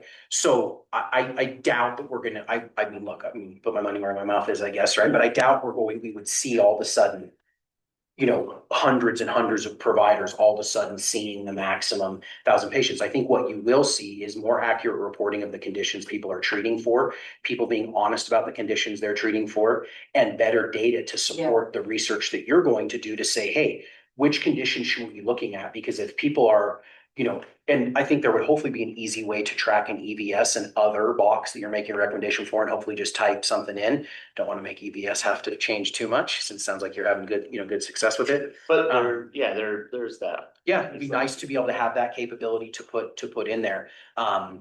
So yeah, for me, I just think it's in some ways, it's where the ball is going, or the puck is going. I don't know which sports reference we want to use. It's where sports ball, it's where something's going, right? I just think it would be good. And I also think it's not the remove the conditions list altogether. It is saying that if there are doctors that are comfortable exercising discretion. I mean, I think last time when we talked about this, we talked a little bit about off-label prescribing as well, and that being a common practice. And for a medicine that, again, while it may not be without its potential issues, the lack of really negative outcomes for people suggests that there maybe should be that same level of respect if we even give to more harmful substances to doctors to prescribe. The two quick points. One, that part of this will become political. So, I mean, we can give our preference to get rid of Cub, and they may come back really quickly, like, that's too extreme. Okay, well, fine. It's very easy for me to give a little bit on that one and not like dig in. But I'm happy to start with trying to offer up getting rid of it. But then secondly, based on the statistics that Rich provided today, I mean, it's not 15, so basically, you have 16 providers, 16,000 patients, essentially, if they're all providing at least for 1,000, that represents 15% of the total number of patients. That's not statistically significant, meaning that the floodgate is not opening, right? If you hit 20%, well, now you can say, like, those individual providers are making an impact in the entire industry. At 15%, it's not statistic. So I think that defeats that argument as well. I think that's the right way to think about it. Rich, when is the Cub going to be coming back? I think it's this month or next month that they'll be reporting back, and they'll have the numbers of how many patients they've let through. Also, how many they have. It's in the annual report. I can track that down. It was submitted to the interim committee just a few weeks ago. Yeah, I can share that with the board. I know we're waiting on that because it would be interesting to find out, because we did add last year, remember, that they would report also on how many were still waiting, right? So it's not just who they denied, they're denying very few, but they're doing a lot of still waiting. To that point too, if you only have 10 and you deny 7, that's very significant statistically. Or 7 and then 7 are waiting, That's right? waiting, right? And I will say that we have kind of thought this from the very beginning. There was talks about will the Cub be required, or will they ask that you try 3 other medications or something? And every single time the answer was like, no, that's not what we're saying. We're saying you have 7 doctors, you're going to review it, but it seems to still keep happening. So in the room in which it was created, the idea was not that this would happen. Outside of that room, it has been consistently that they are asking for other medications to be tried. And so I have actually spoken with some doctors who are like, they want my patient to try these medications. I don't. But unless, if we want a shot at cannabis, this is what we have to do. Why is that? And so, not here to bash the Cub, but I'm just saying that is something, this story is not unique. If anything else, I feel like Rich has got something to say about what I just said. We'll take that in a second. No. Oh. I'm feeling some daggers, but. No, But I'm then- smiling. Absolutely not. My peripheral is all wrong. But also, I know so many people, parents, that their kid hits that 18-year mark, and they've now decided that they're gonna use cannabis, and they try the cub or they don't try the cub because they don't understand it.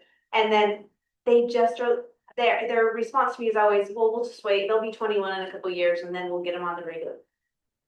And, but until that moment, they're just accepting the fact that they're gonna use an alternate market. I hate that.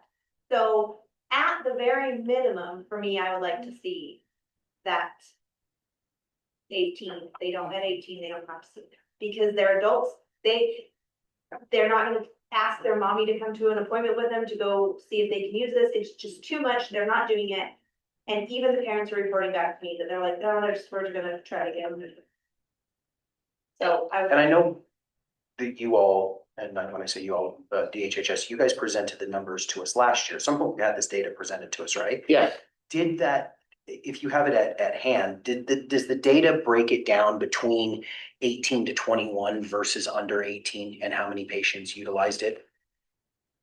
If you don't have that now, I think. Well, I was just gonna check in our most recent annual report. Yeah. That's. I don't think it has to be, yeah, if it's the one you just submitted, wonderful, even if it's last year, I think it would just be illuminating, right? Yeah, I was just gonna check and see if Just we. looking for that, I will say that it's not limited to just the cub. Because my can get it. experience as Okay. caregiver of somebody in the hospice situation was that the providers there wanted to try every other option first before they would consider trying medical cannabis. And particularly in a hospice situation, you don't have time. So it's not just a cub issue. I think it's a lack of understanding.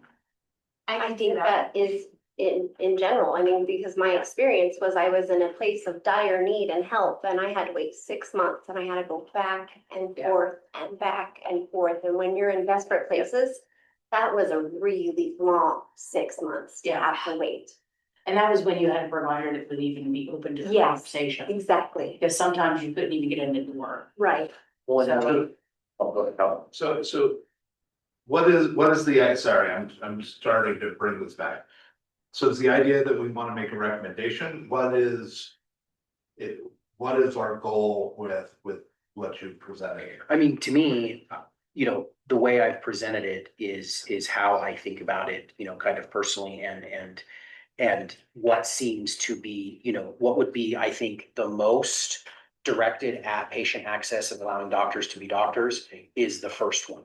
Understanding that there's realities at play and understanding that there may be some people that feel like the cub has usefulness for certain age groups.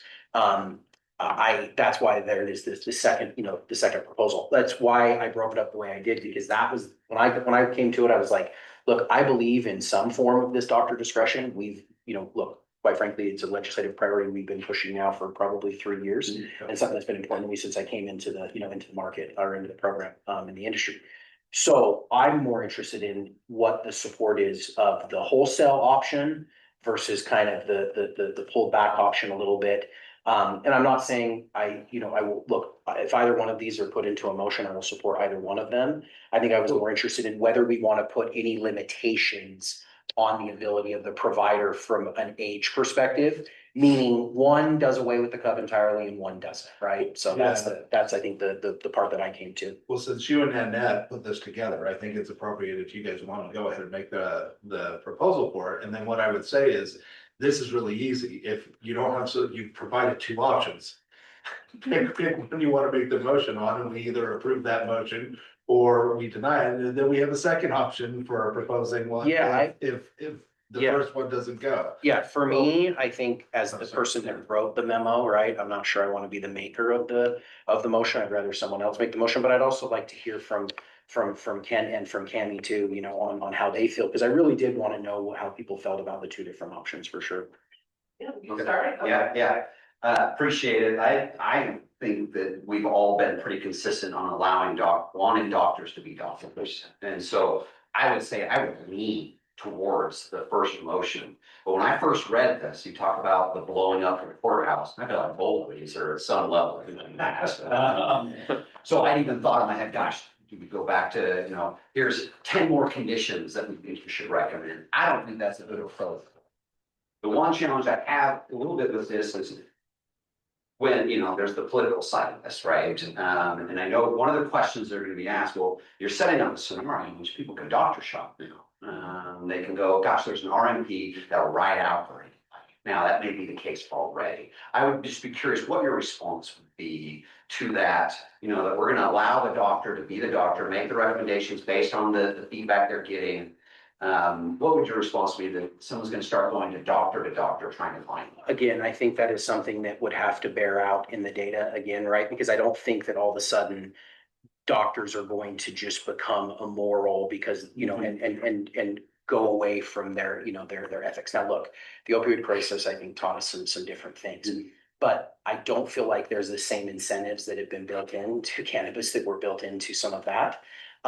People, I think, go to different doctors all the time to get second opinions, right? I'm a big sports fan. You've already heard me use a sports reference. There are all the time you hear, hey, so-and-so likely is gonna have to get Tommy John, but he's going for a second opinion. And some pitchers go and get a second opinion and don't get Tommy John. They didn't end up needing it according to another doctor's opinion. So I think what it's doing is there are different doctors that are gonna have different levels of comfort in recommending, certain medications. This recognizes that. And I think also that, I think some of it too is that we look at cannabis and we think, hey, doctors are going to start trying very different things with cannabis than they've tried with some other, medication and things like that. No, I just don't think we've seen this. I think that would be pretty much what my response would be to it. It's a patient begging to participate legally in the system and someone not validating them or seeing them for what they are, because they are going to find that product at a cheaper price on the black market. So they are trying. So if you have someone doctor shopping, it's someone probably not going to listen to more than anything. Yeah, I can see, and I think the opioid one is probably what gives me a little twitch on this, and just even the idea. But I think what we talked about before too is the detriment is different with opioids than it is with medical cannabis, and so the outcomes are completely different. So that gives me more comfort. I haven't gone through the CUB, so I'm not familiar with that process particularly. But I would lean to let the doctors be doctors. I think, I mean, I agree with letting doctors be doctors. Full disclosure, I have come into contact with patients that I've thought, from my perspective, well, I don't know if you should be, if you should have gotten a medical cannabis card. Yeah, certainly. But I see different things than maybe they saw in their physician too, Exactly. you know what I Yeah. mean? And so I don't know, I can't necessarily say, well, doctors are playing fast or loose. I don't know that that's really the Yep. situation. It's they didn't have all the information to write it. Yep. Right. And they may just have a different, there's differing opinions and different judgment calls too that different Yeah. providers make, right? Absolutely, and the couple that I think of, it's pretty stuff that I don't know that if they had Yeah, picture. you'd say it's maybe more the Right. exception than the But rule then, in terms of the yeah, patients. let's do this, you know what I mean? Those are the ones that stick out to me particularly. But I do think that's just a lack of information that can happen in any situation, with any medication, in any physician's office. Yeah, for sure. So, that being said, I do lean toward letting doctors be doctors, but I do think that one is gonna be more palatable than the other. And when lack of better way to Hence why say they've it. both been written. Yeah, right. And I think that if you really do wanna gain ground, sometimes you have to go with what's more palatable rather than what Yeah. you really want. And I don't know if that's right or wrong.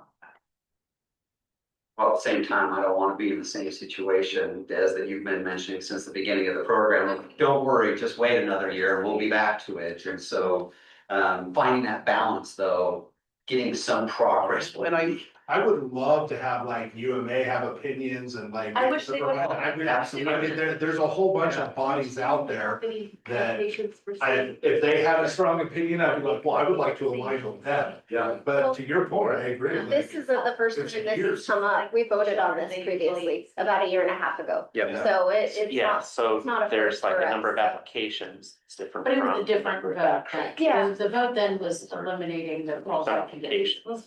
Or add individual ones and Right. we just decided to not only punt on it, but to kind of go with the research route and I Got think that in too, the I end think it report. really is a question of what is, You know, I mean, I know we want to always make our best recommendations, but I know we also like to make recommendations that likely will see a bill and hopefully, see the debate, and hence why it's why it was broken down the way it was. At first, this second option was just going to be one of the bullet points below. And then I got to thinking more about it. I said, I think there may need to be, discussion. So I think what I hear generally is there is support for the first one, but I think people also understand that it may be more, I don't know, lack of a better term, pragmatic to make the secondary recommendation. So I think it's all up to who wants to make a motion, because look, let's just be honest, this is going to be a tough sell to get into a bill no matter what. It's a controversial topic. And I think no matter which recommendation we make, I think it's going to take a large push, and it may be a push that takes multiple legislative cycles. It already has, right?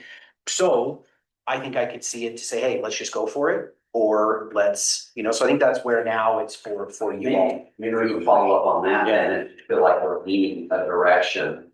Is there any debate about the difference between 18 and 24 that we felt will make this decision? I think to me, it's just, there's right now 18 to 21 has to go through the CUB. So you would at least be eliminating a portion of patients that have to go through the CUB if you went at 18. That would leave truly just minors. And that's where I was hoping that Rich was able to find the data for me on the numbers. Oh, he's got it right on there. Right on. Now I just read his writing. Yeah. Well, I can share it. Okay, so in the past 12 months, 33 under 21 were approved and 11 under 21 were denied. So we're not, if we remove the cut, if we vote for that, we're not talking about a lot of patients that are now going to be pushed back to their regular care physician. What about under 18? I think we're working on. Okay. 11 under. The next data point. All right. Well, Yeah, I can, it's here. Yep. Because I think I ultimately think that's probably where the question is do we put any sort of limitation on the age, or do we recommend that the cut process be removed entirely? And I think by those numbers that you just read, it says that that's what, was that, how many patients total? 44 Yeah. altogether. Yeah. Now, So by the way, the statistics on that are 25% were denied, 1 in 4, essentially, so 70%. and then there was how many applications? 100 and some. There's in the past year, there were 121 applications that were incomplete. And an incomplete could be their medical provider never even certified. And never even responded, Or it could be that there was back and forth and and there was additional documentation that was requested. Yeah. Well, And they never submitted the additional documentation, and there was more documentation relating to conventional treatments that was not submitted. That's something that is possible within that number. That reminds me of what Mark Twain said, right? There's liars, damn liars and statisticians, right? So because if you look at a total of 163 and do that number, that changes everything really dramatically. Because looking at 11 versus 33 seems like it's all pretty reasonable. If I do that versus 200, it makes me actually sort of have a bad feeling about it. Like almost like that this is not functional. And for a lot of reasons. That's not to say that's on the CRUB. That's not saying that it's their fault. It's not saying any of that. It just means that we have a number of people who did not get served by the process. Yeah. And one way or the other, and that's problematic also. And I know a great deal of those. I feel like I've talked to a lot of them that just end up in the rec market.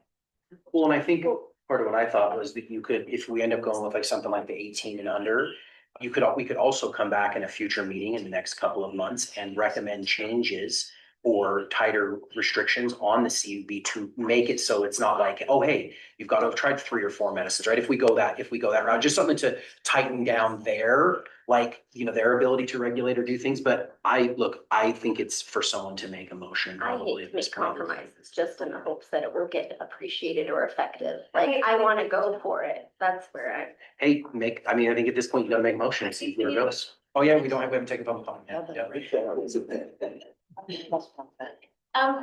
Would anybody in the Do you have? room You have the like to paper? make a comment? Same, says. Well, Just need you sign up for that. we're talking, I mean, it's been kind of long-winded, but we're talking about expanding qualifying conditions list. Let's start, let me get this pulled up really quick. Because I wanted to check something. Okay, so. In regards to what I'm, for, it's getting rid of the CUB entirely and treating cannabis like any other medication. From the age of 6, I've been in and out of doctors, trying everything else. Like I've tried dozens of medications. And the only thing that ended up helping me was cannabis. And that actually enabled other medications to help me too. And other things. But just a list of some of the things that I've been diagnosed with since 6, since I'm already very public about it, that cannabis helps me with. ADHD, anxiety, compulsion, depression, which the anxiety and depression are part of PTSD. Let's see, mood disorder, obsessive compulsive disorder, suicidal ideation, tobacco use, addiction, and those are just, this is an incomplete list. This is just from Intermountain Healthcare and University of Utah. So it doesn't even cover like probably half the doctors I've seen. And, I think that cannabis should be treated just like any other medication, and certainly not as a last resort all the time. Because I imagine, I think a lot about what would happen if my doctors had been able to prescribe me medical cannabis at 6. How much pain would I have saved? How many of those prescriptions would I not have used? I'm sorry, I get a little emotional because it's a lot, like remembering a lot of things. But I 100% am for just removing it and letting doctors be doctors, because I think a lot of doctors are going to be extremely, I assume most doctors are going to be extremely responsible with it and see patients, like I was at 6 years old and say, wow, maybe this tincture is a better idea than, pharmaceutical stimulants. So yeah, I am 100% for just removing it entirely. Thanks. Thank you. Thank you. Oh, and I'm Jason. All right, we can talk. So do we have anybody online then now? Okay, then. As written, how you would say it. Then we're back. First one? Bring it back to the room. I just want to make one comment based on what I just heard from Jason as well. We have never discussed, at least as long as I've been attending the meeting, the value of cannabis as a pro-drug or a pro-drug associated. And that is a whole realm of things where you could decrease certain amounts of SSRIs or other types of drugs in the presence of certain cannabinoids. Anyway, so, even if you had, somebody had received it at the age of 6, a doctor may not immediately say, well, okay, let's do a kiss. They're gonna try a couple things, and then they say, you know what? Maybe we should look at this in terms of some of the beneficial effects of minor cannabinoids with one of our other drugs that we have, so. But also, maybe the harm that's like. You're done. This is a sign you want to include them. I'll double check here. Side effects, things that long-lasting side effects from meds that you were supposed to take in the first place if you could have taken cannabis, right? I'm looking at all the data right now around Ambien and Yeah. those who've been on Ambien for more than 5 years on Alzheimer's. Mhm. I mean, yes. Yes. Yeah, there's a law. Yep. Well, I want to make a recommendation, I support you making a recommendation. a motion, excuse me. Yeah, well, Motion for it. a motion for a recommendation, and I am not gonna read it word for word, but I am going to move that we recommend JD's first proposal on this, written to remove the cup. I second it. We're gonna do a roll call vote on this one. Okay. Buddy. Oh, great. Good, yeah, keep breathing, you're okay. Blake Smith, Yes. Misty Smith, Yes. JD Orison, Yes. Annette Beresney, Yes. Desiree Hennessy, Yes. Kemi Clark, Yes. Kent Anderson. Yes. Passes 7-1 being absent, unless they take it. Hey, well, still sweaty. Thank you. Thanks for all your work. Yeah, absolutely. Hey, the next one is actually. I'm gonna give a little bit of a background. Um. So. Let me find my. So we were asked by, sorry, we're moving on to, agenda item number 7, medical cannabis use in hospital. And I'm glad we took up so much time because this one is actually gonna be a little bit shorter. So the history of this is, state of California reached out to Utah and some other states. And they explained to them what was happening in California with their SB 311. And they have, what that does is it was a bill written for a specific person. His name was Ryan. He was 41 years old, was a Coast Guard veteran with end-stage pancreatic cancer, and he was in the hospital on hospice. And his family was realizing that in order to keep him lucid enough to say his goodbyes and get with his family, he couldn't. He was in too much pain or he was too drugged up. And the family recommended medical cannabis use. They could not get it inside of the hospital, and so they transferred him to a hospital in Washington State that allowed medical cannabis, and he was able to live out his final days, speaking with his family and out of pain, which is the big. I mean, if you can, and I've talked to patients and dentists, like the person is lucid, they're aware, and the pain is gone. Huge gift to the family. So, there's a couple things with this. What they did this was in California is for terminally ill patients. Prognosis is less than a year. They expect that they'll pass away.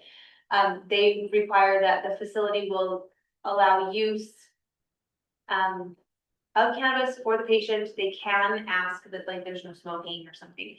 And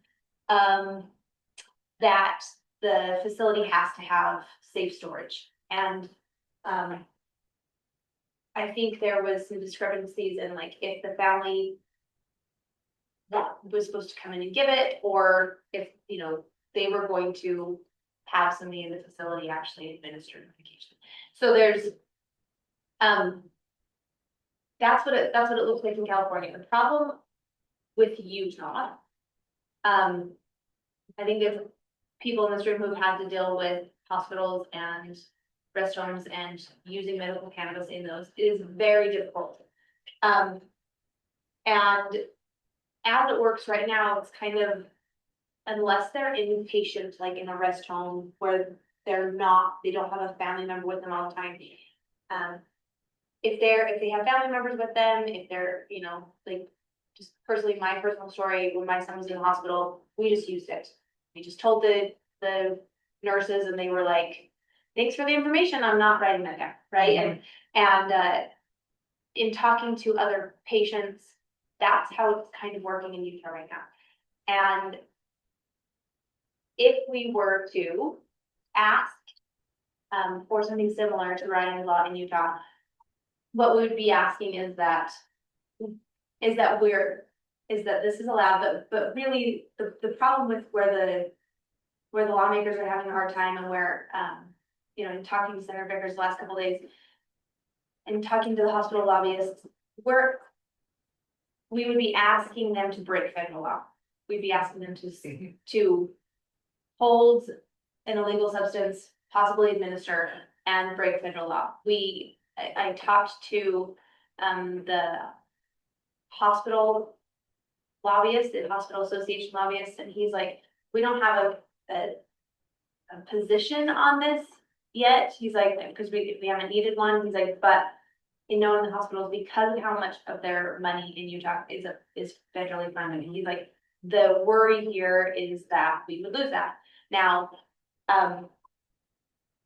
California did report back. Trevor is awesome, and he, I can find where he actually attached an email from them, and they have not had, it says,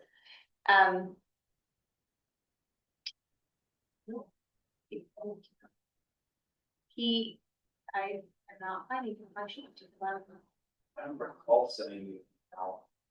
It has their statement on it. Oh, from CMS. Yeah, so their statement, they sent a statement and it's, from California, just saying that, is that the right one?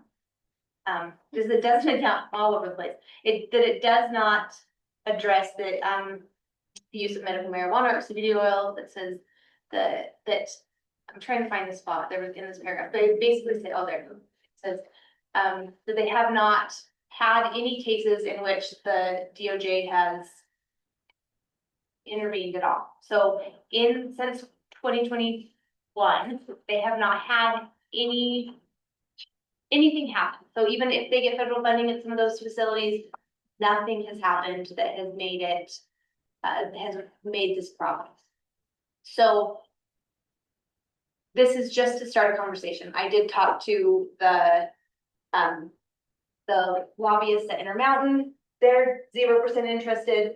And again, there's like, we allow this in our facility for medical cannabis patients, which again, I think it's for a lot of these patients, it is necessary, but they're worried that they're risking federal funding across the board for all patients.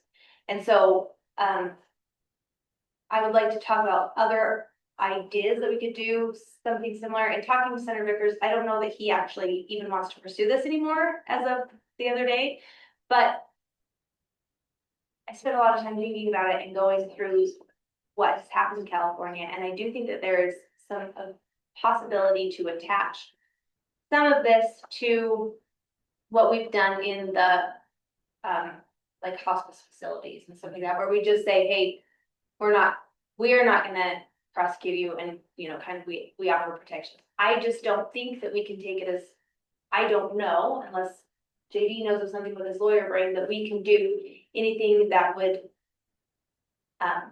not put them at risk with their federal funding.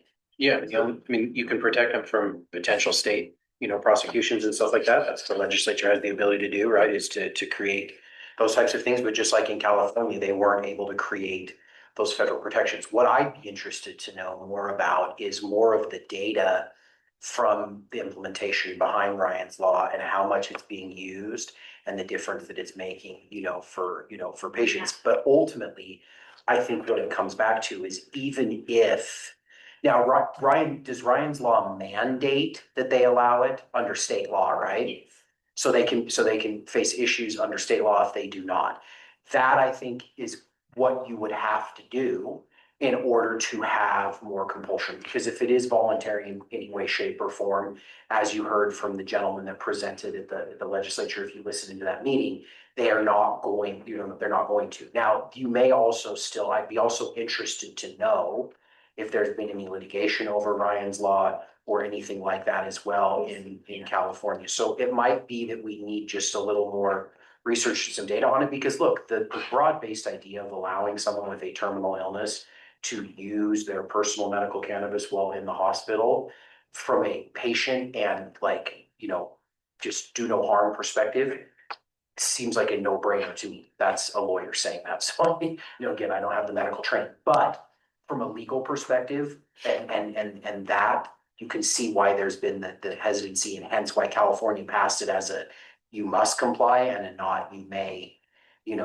comply with it. So I'd be interested in seeing more data on how Ryan's Law has played out in California, because the general concept sounds sounds like absolutely we should allow So that. that we have a. Yes. Just wanted to, not sure if you guys are aware, but licensing and background checks, we are also Utah's single state agency for CMS work. So we are the ones who do that delegated work in the hospitals and everything. And just want to touch base, if you have connected with our staff who do that, and they can maybe walk through what this looks like on their side.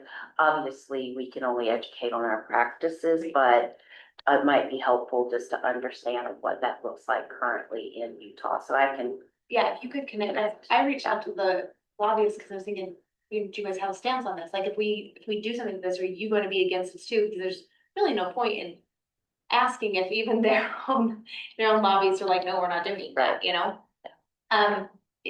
So I would love that contact, and you can give her to them and see if we can't get that, information that JD asked for, and then maybe just carry this conversation.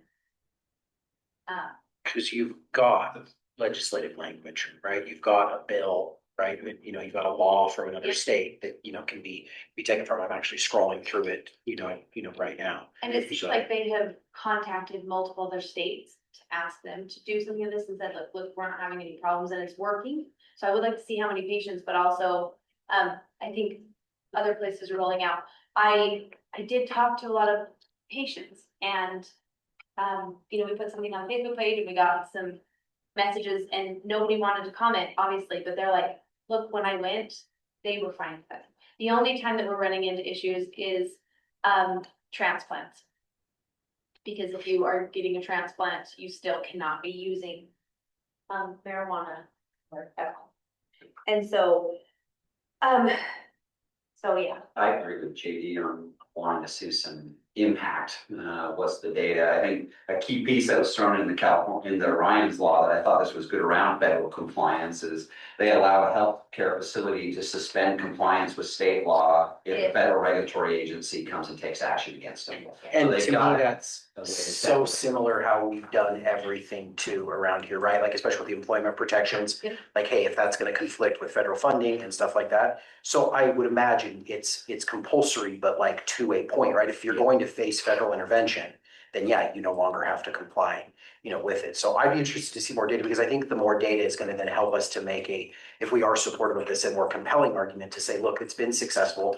I know California can sometimes be a bad word here in Utah and other places, but what I'd be also interested to know too is other states where something similar has been proposed or may be proposed, so some similar research to see what kind of momentum it's gaining too. Because I think the more you can point to other states doing similar things, suggests it. Because again, in practice, it sounds like the compassionate right thing to do for someone. Yeah.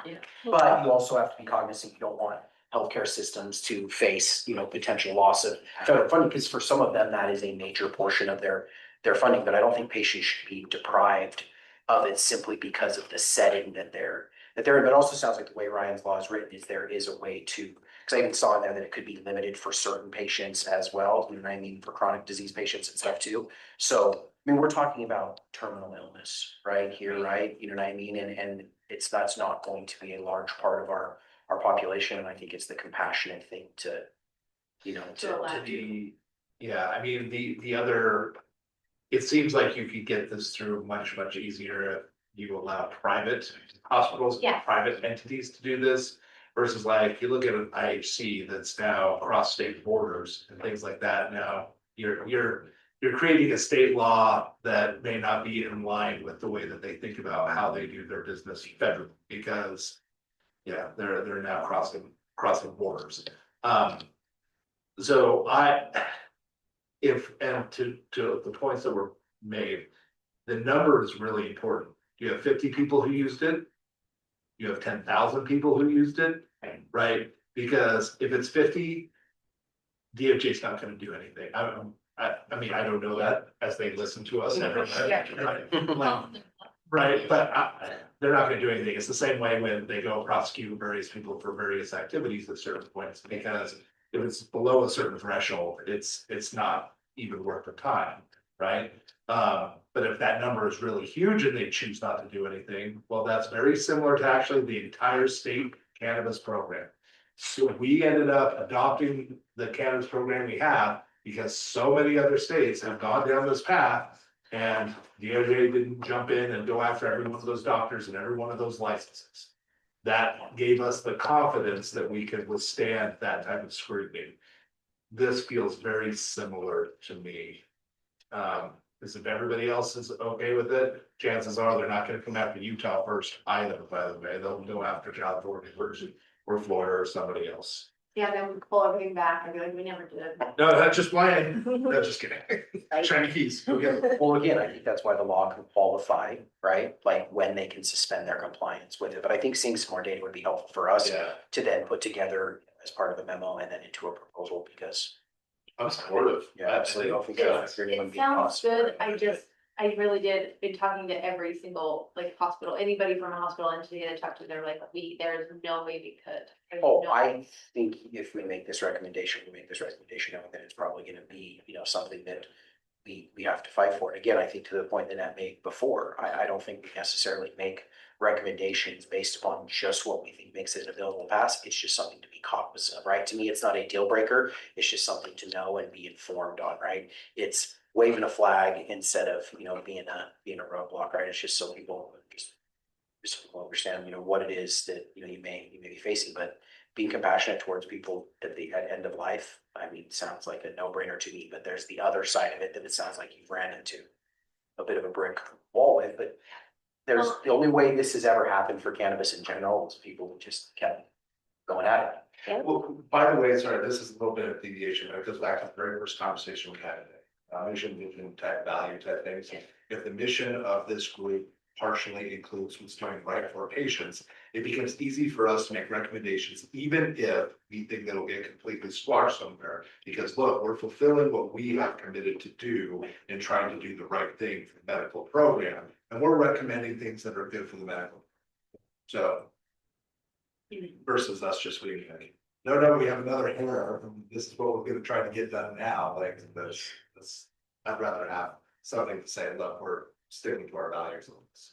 If you're talking to program administrators, it might be valuable to get hospice program administrators as well there, but because it's not just hospitals. I mean, that patient population is in long-term care centers, sometimes memory facilities, all kinds of locations outside of hospitals. The home hospice providers as well. So, in some ways, home hospice providers have it easier because the family is the one who's doing the administration. I was gonna ask DHHS, as part of that survey that you sent out to people that have no experience, I know you talked a little bit about doing maybe either separate survey or part of that same survey, assisted living facilities. But in either one of those surveys, does it talk about, is there an option for them to choose, hey, maybe one of the reasons I haven't gotten into recommending medical cannabis is concerns over federal, either prosecution or anything like that? I think that data will be very helpful in illuminating, as well, to understand maybe what the potential opposition is and why you may have to craft a bill or a recommendation from us in a certain way to give some of that potential cover as, as well. Because then I think there will be some providers, again, just like I think what we just talked about with qualifying conditions, that some will be comfortable doing that and some will be comfortable with just the state law cover. Think about it.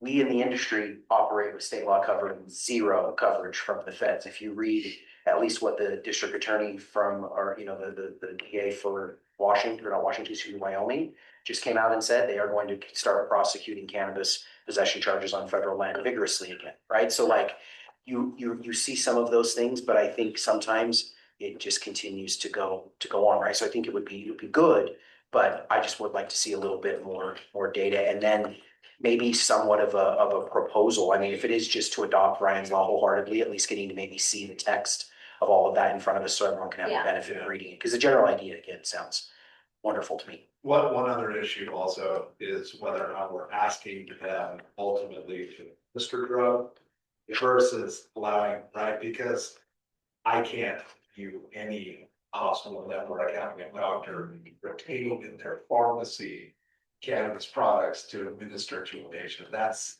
sort of bananas. I can't even. Well, and Medicaid bars, any provider including cannabis is part of it. Yeah. Right. You can't do that Right. and remain like a Medicaid.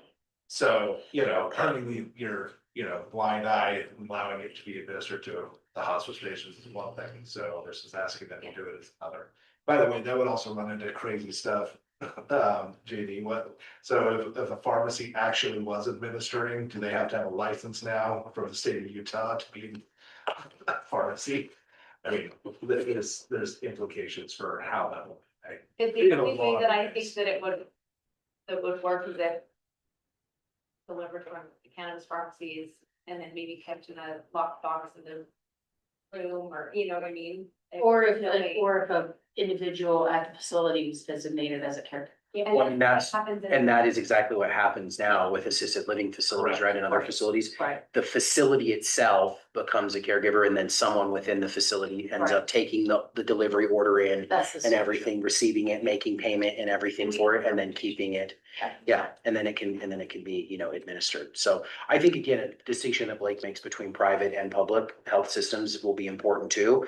And maybe this is something that private health systems are able to take better advantage of initially. And then maybe as time changes and we see rescheduling and hopefully sometime down the line descheduling, things will change, even more. But again, I think it is moving in the trend of treating cannabis like other medicines. If someone had been prescribed a medicine and they went into a facility, when my mom moved into an assisted living facility, they didn't tell me that anything on that list all of a sudden couldn't come on in there, right? They were signing me up with Red Rock Pharmacy, making sure we had, medicine for my mother, right? Which was what is most important, right? So, but again, those medications don't wrap up the federal funding. And again, I think that's the main sticking point that I've heard people say. So that'll be the battle. But again, I think there's a way to make a proposal here that's data driven, that shows it making sense. Ultimately, even if they say, not this time around or whatever, at least you can say, no, this has been implemented somewhere, it's being done responsibly, and this is what the data, the data bears out. Because I hear a lot about cannabis in California. One thing I have not heard is anything about there being a rampant run on terminal patients abusing cannabis in hospitals under Ryan's law, right? Like I just think you got to think about the population you'll be dealing with, and it is the most compassionate thing that you could do with cannabis, towards the end of someone's life. So do we make a motion to table it? Do we ask for just research and we put it as a future agenda item?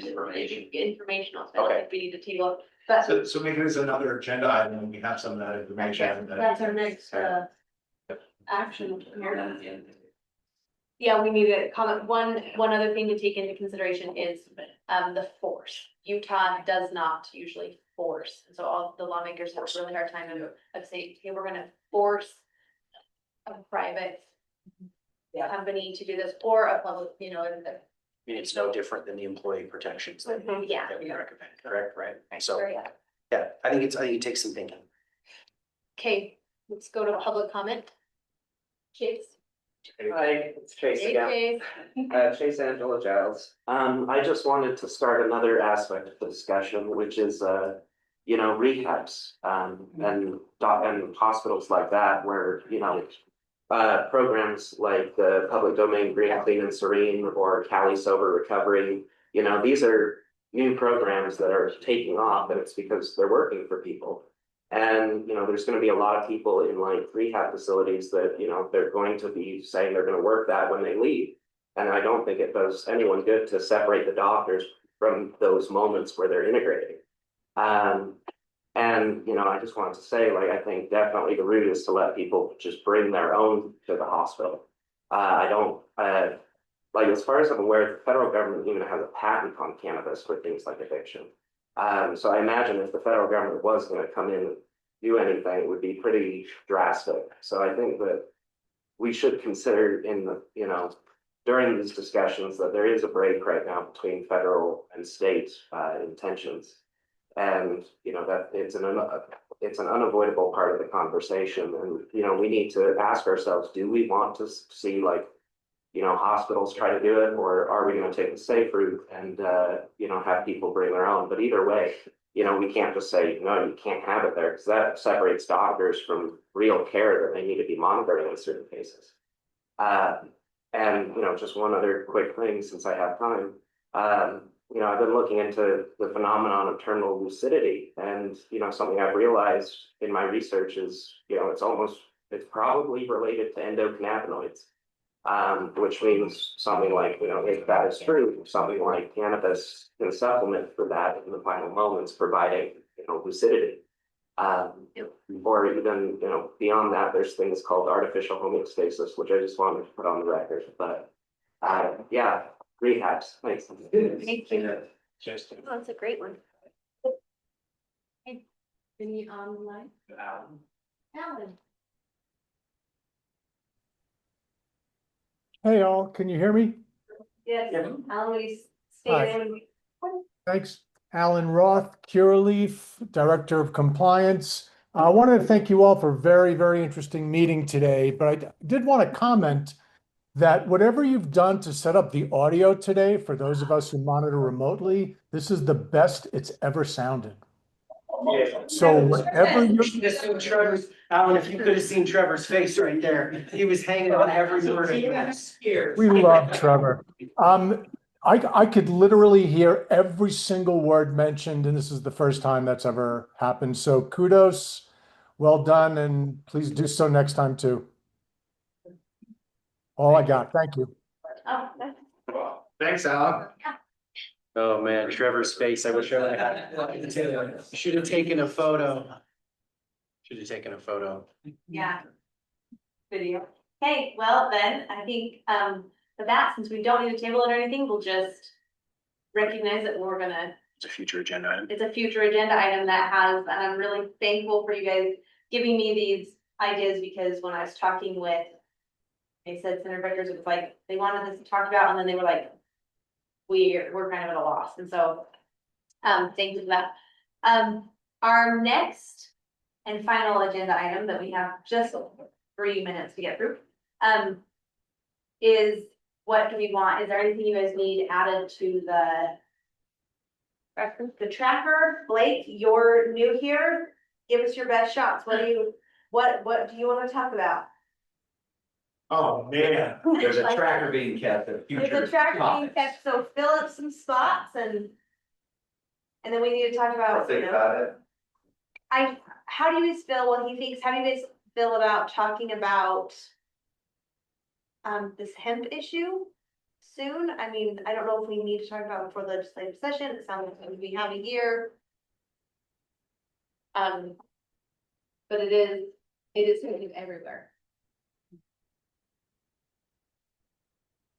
I think it's a good idea at some point. I mean, Yeah, I think probably closer to the end of legislative session. Like, to me, I think for next month, I like the idea of bringing this one back, hopefully with some more data, the hospital one. But also getting draft language, hopefully on some things from them. And then to the extent we can reach out to lawmakers and start to ask, because there are bill files that have been opened, right? Yes. And to understand what is going to likely go in what bill, so we can start to understand some of that. Because the next couple of months I see are most important things being what is going to be discussed in the legislative session, and some of these other things we have on our tracker may become after that, unless there are things specifically on there that anyone in this, you know, on the board wants to put in front of the legislature this year, right? And if there are, then I think we should absolutely get to those as well. But if it's something like hemp, while important, that's on a federal level. And it was snuck in at the very last minute in a bill that had to pass. There is a lot to unpackage there and figure out. So I'd rather see us focus on what we can do here in the state, either in terms of what's going to end up in a bill or what we would want to see. So if there are any on there that I think you want to see in a bill, I think you want to get them agendized. I mean, now or January at the latest. Oh, for sure. What's the date for our meeting in January, Trevor? We meet in December. Yeah, we'll meet in December. Unless you're gonna get rid of December meeting. Just wonder if it's the same week as The Christmas. 20th? Is that the same day the legislative session starts this year? Rich, you know? So we have. I know the session always starts the day after, I believe, is it President's Day? Yeah, just a second, I've got it in my calendar. Rich has got it penciled in. January 20th and March 6th. Yes, so it's the same day the session begins. So my suggestion would be if we want anything to be in a bill, it should probably have been recommended by that meeting in January. Yeah. So if there's anything on here where you want to add those, No. otherwise I think we should be dedicating a lot of our time to kind of trying to figure out what's going to be in bills, so then we can make appropriate recommendations with those. And so I think some of what we may task research to do is to find out kind of, you know, what is happening, as well as the group. If the group becomes aware of something that's for sure going in a bill, besides maybe some of these things we've heard from the departments, make sure we're passing that along, and it's, we're able to have some and I believe discussions. there's 3 candles. And 5. I think there's 4 and 4. 1 is empty. And there's a hemp bill, right? Is it 4 and 1 is a hemp bill? Oh, maybe. Yeah, Last I I think heard it was that's- 4 and then 1 was empty. They were still waiting to see. Yeah, they might be. So I think that's enough to say. I think there'll be plenty of things for us to look at. And look, again, I think you heard the discussion this morning, while the potency conversation has shifted, I don't think it's still shifted far enough. Correct. There were still some discussions this morning about trying to limit something in some form or, you know, fashion. And I'm not saying that's the wrong decision or anything. I have my own personal opinions on that, but as we talked about, you know, when we talked about condition or, you know, caps and stuff like that. But I think we need to be focused on that and prepared to, you know, maybe get a secondary Well, recommendation. I'm neutral for it. I'm against it, I'll just say it, like, that doesn't make sense. Oh, yeah, I I said mean, this this morning. I'm on the record with my opinions. I don't need to rehash them and stuff, you know what I mean? But, yeah. But would it be worth our time as a board, not from one individual, but as a board, to submit a letter of endorsement of, or at least a position statement, kind of addressing this potency discussion, because there is so much misinformation, misunderstanding. Perjured. The letter was already sent. We made the recommendation, but I don't think there would be anything that would prevent us from providing some further, more in-depth letter. Yeah, Okay, so but maybe Trevor will pull up what he's already sent, then we can see if we want to just write like a personal one from us, but I think he did. I mean, it was the recommendation based upon the motion. I think, right. if I don't want But, to yeah, put words in my mouth, I think Misty wants to go a little further. yes, because obviously that recommendation isn't Yeah. making it to the desks of the people. Right.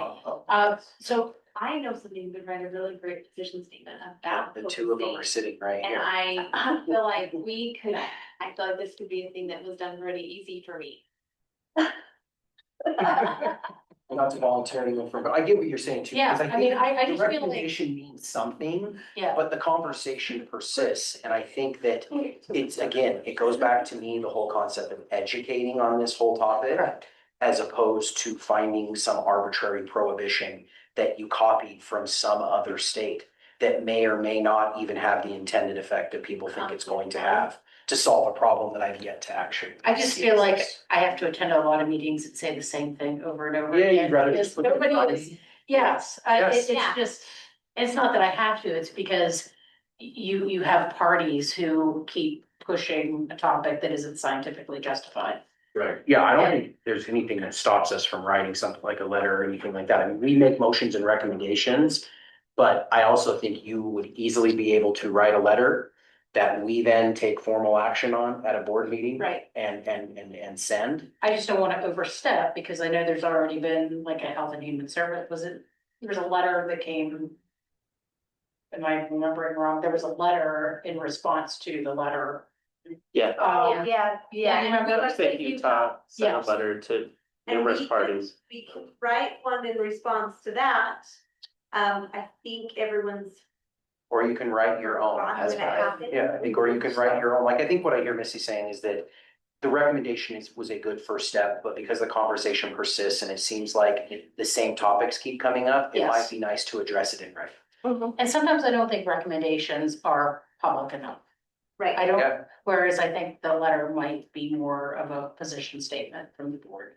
Certainly, Yeah. all for it. And I'm happy. Later, to review work it, with draft on it if that. you want. Yeah. but Put You guys something are gonna in stay there. all us too. That's Yes. Is that us? New something. Right, we're on it. I like how she handed the draft in, though. I just can't do it till after the 16th.